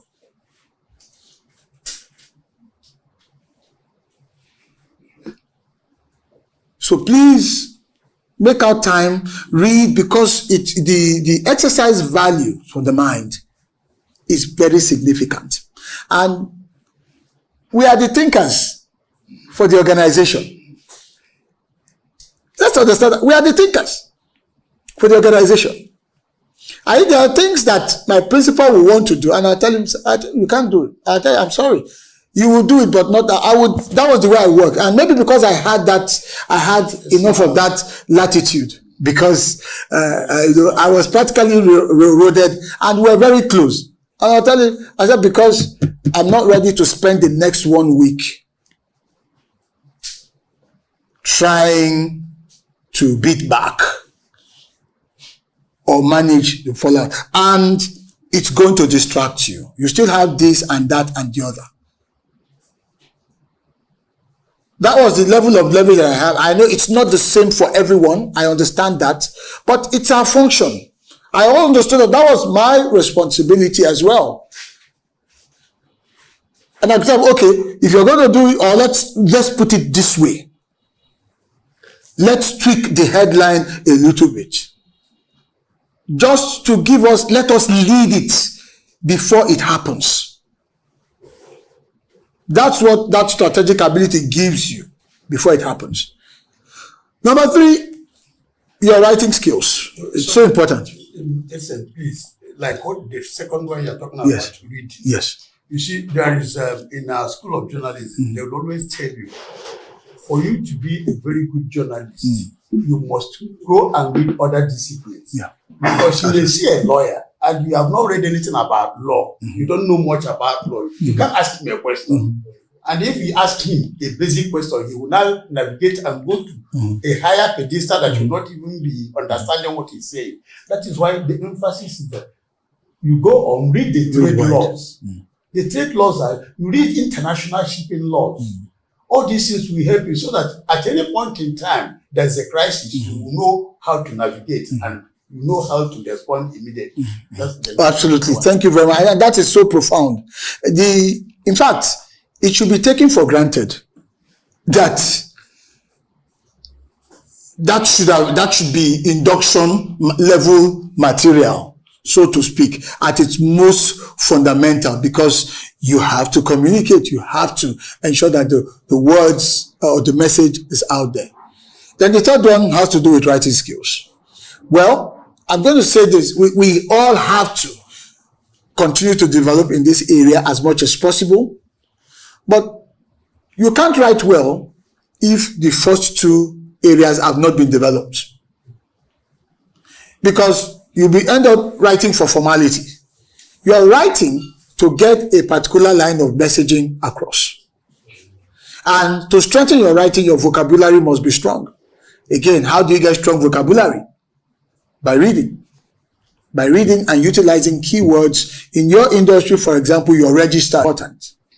How you use them. The question that I would love to ask is, it's so easy to say, okay, those people, those of us in PR, we are not the core shipping professionals. That's not true. That should not be an excuse. You must know everything. When I joined NIMASA, I had to read up on these things they call Incoterms. I had to read up. I was reading. My case was a problematic one. Why? I was yanked from the School of Eloquence and engrafted into the highest level as an advisor on strategy and communication. So I had to rely on my consulting background to draft the strategy for my friend who was the DG then. And I actually did it when I was outside, because I said, I can help, but from outside. I'm not coming in. But when they drafted me in, goodness me, after my first week, I said, well, you will not be able to cope if you don't read up. I was reading. I had to start ordering maritime history. If you see my library, I was ordering books, dictionaries, oceanic terminologies. Because I could be in a meeting, they say, all right, I said, now give us a brief. And then I'm using what? Terminologies that belong in the market there. So I had to read. And not only was I reading, I was making sure the guys, I had designated staff in the Marine Environment Management Department, in shipping development. I would summon them, I will invite them. All right, talk to me. As they're talking, even though they're giving me a brief, but the journalist in me was asking questions for my learning and development. That was how I caught up. You must develop a strategy that works for you, that enables you to quickly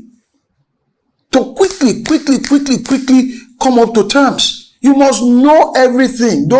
Whether it's the terminologies and the modus operandi. How many of us here have been to the ports? How many of us? 1, 2, 3, not every one of you. You should go and walk at least, even if it's just go there, embed yourself, have a feel, breathe in the air there. See how these all transactions unfold. I am telling you, it will shape the way you put the narrative out. That's why you see journalists, they want to go to places. They want a tour, they want to do a tour, they want an on-the-spot assessment, or just get on the plane, get on that helicopter, see what's going on, because when they then write the stories, they immerse in. That's not the time to be silent. That's the time you get up, and I can tell you in 5 minutes of speaking, you can paint the finest picture of your organization into pure brand value in the hearts and minds of people. That's how powerful the art of speaking is. Effective oral communication. You must develop it. Learn it, whatever it is you do. All of you here must be good speakers. You can no longer hide behind your memos. You must. You cannot be in the communication arena and not be able to speak effectively with confidence and explain, boil down what it means to be a shipper. What does it mean? For instance, Nigerian Shippers Council, when I was just really looking at it, I came to the conclusion that the Nigerian Port is like what? Old Trafford. Arsenal versus Man United. And MPA is the referee. That's all. If one party, Arsenal could be the freight forwarders, and Man U could be terminal operator. Oh yeah, lock horns, we do business. So if one person, like in football, you commit a foul, what does the referee do? He blows the whistle. An infringement has occurred. I need to restore balance. That's Nigerian Shippers Council. In analogy terms, you must be able to explain who you are, what you do. So Nigerian Shippers Council, who are we? Oh, what do you guys really do? You start, if it's a speech, think of a football match, we are the referee. Or think of this ecosystem, we are the umpire. But please, your ability to speak very well is very important. Next is your ability to interface with artificial intelligence. The world has changed now.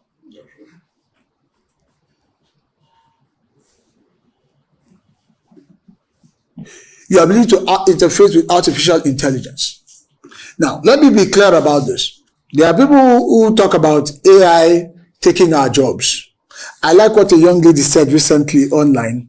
She said, no, AI will not take anybody's job. It is people that know how to use AI that will take other people's jobs. I was very impressed with that statement. Please, when you are online, don't get too carried away with all the social noises and all the crazy content. Somebody wake up in the morning and because, the way they went to bed, they just begin to post themselves. And before you know it, before noon, it will have over 10,000 views and all that.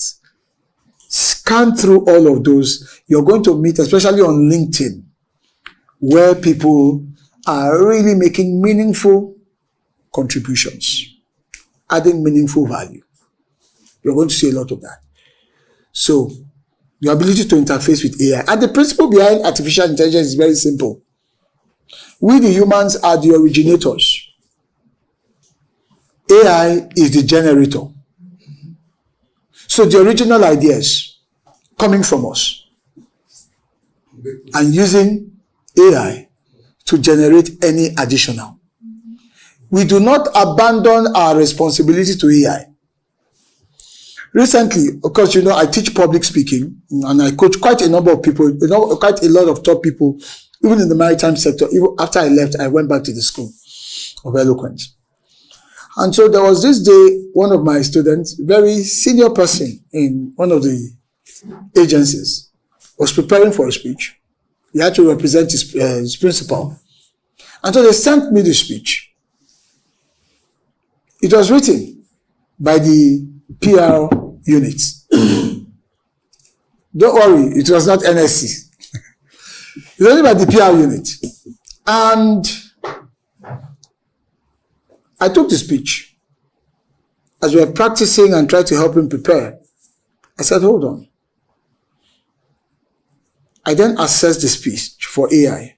I realized that 70% of it was written using AI. Now that's an abuse. So practically, there was no input.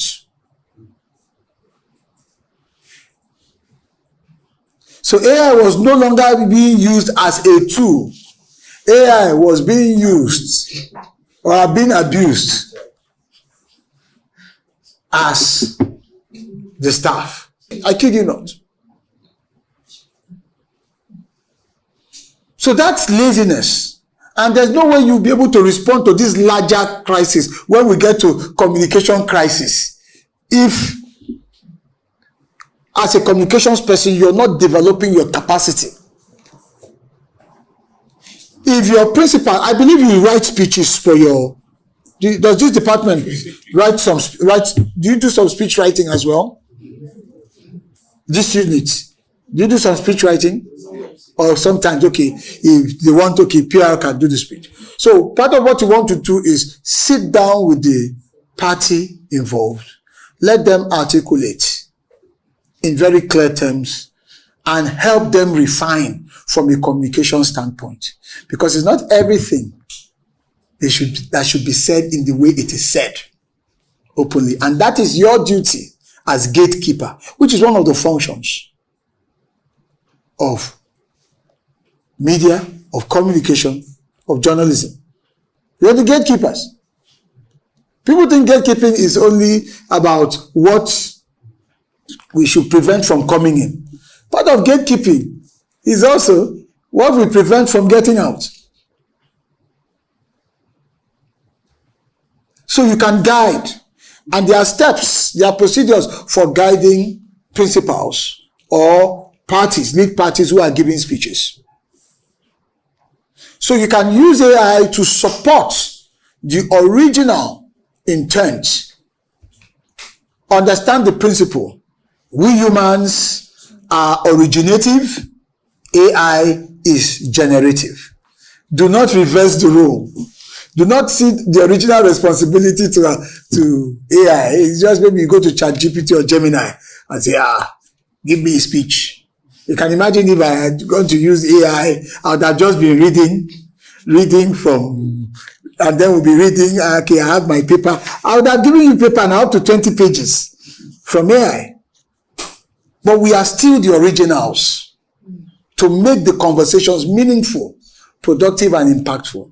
So AI should be used intentionally towards clearly set goals, used as a tool. So you can't run away from it. There are people who are trying to avoid the use of artificial intelligence. It has come to stay. The same way when Google showed up and we were worried, you mean you just do a search and everything will come out, and we got used to it. I am sure within the next 1 or 2 years, we'll all be using these tools to provide us the necessary support. We as communicators must be leading the charge on the cutting edge of the use of these tools. Then the next skill that we must develop has got to be our interpersonal skills. Interpersonal skills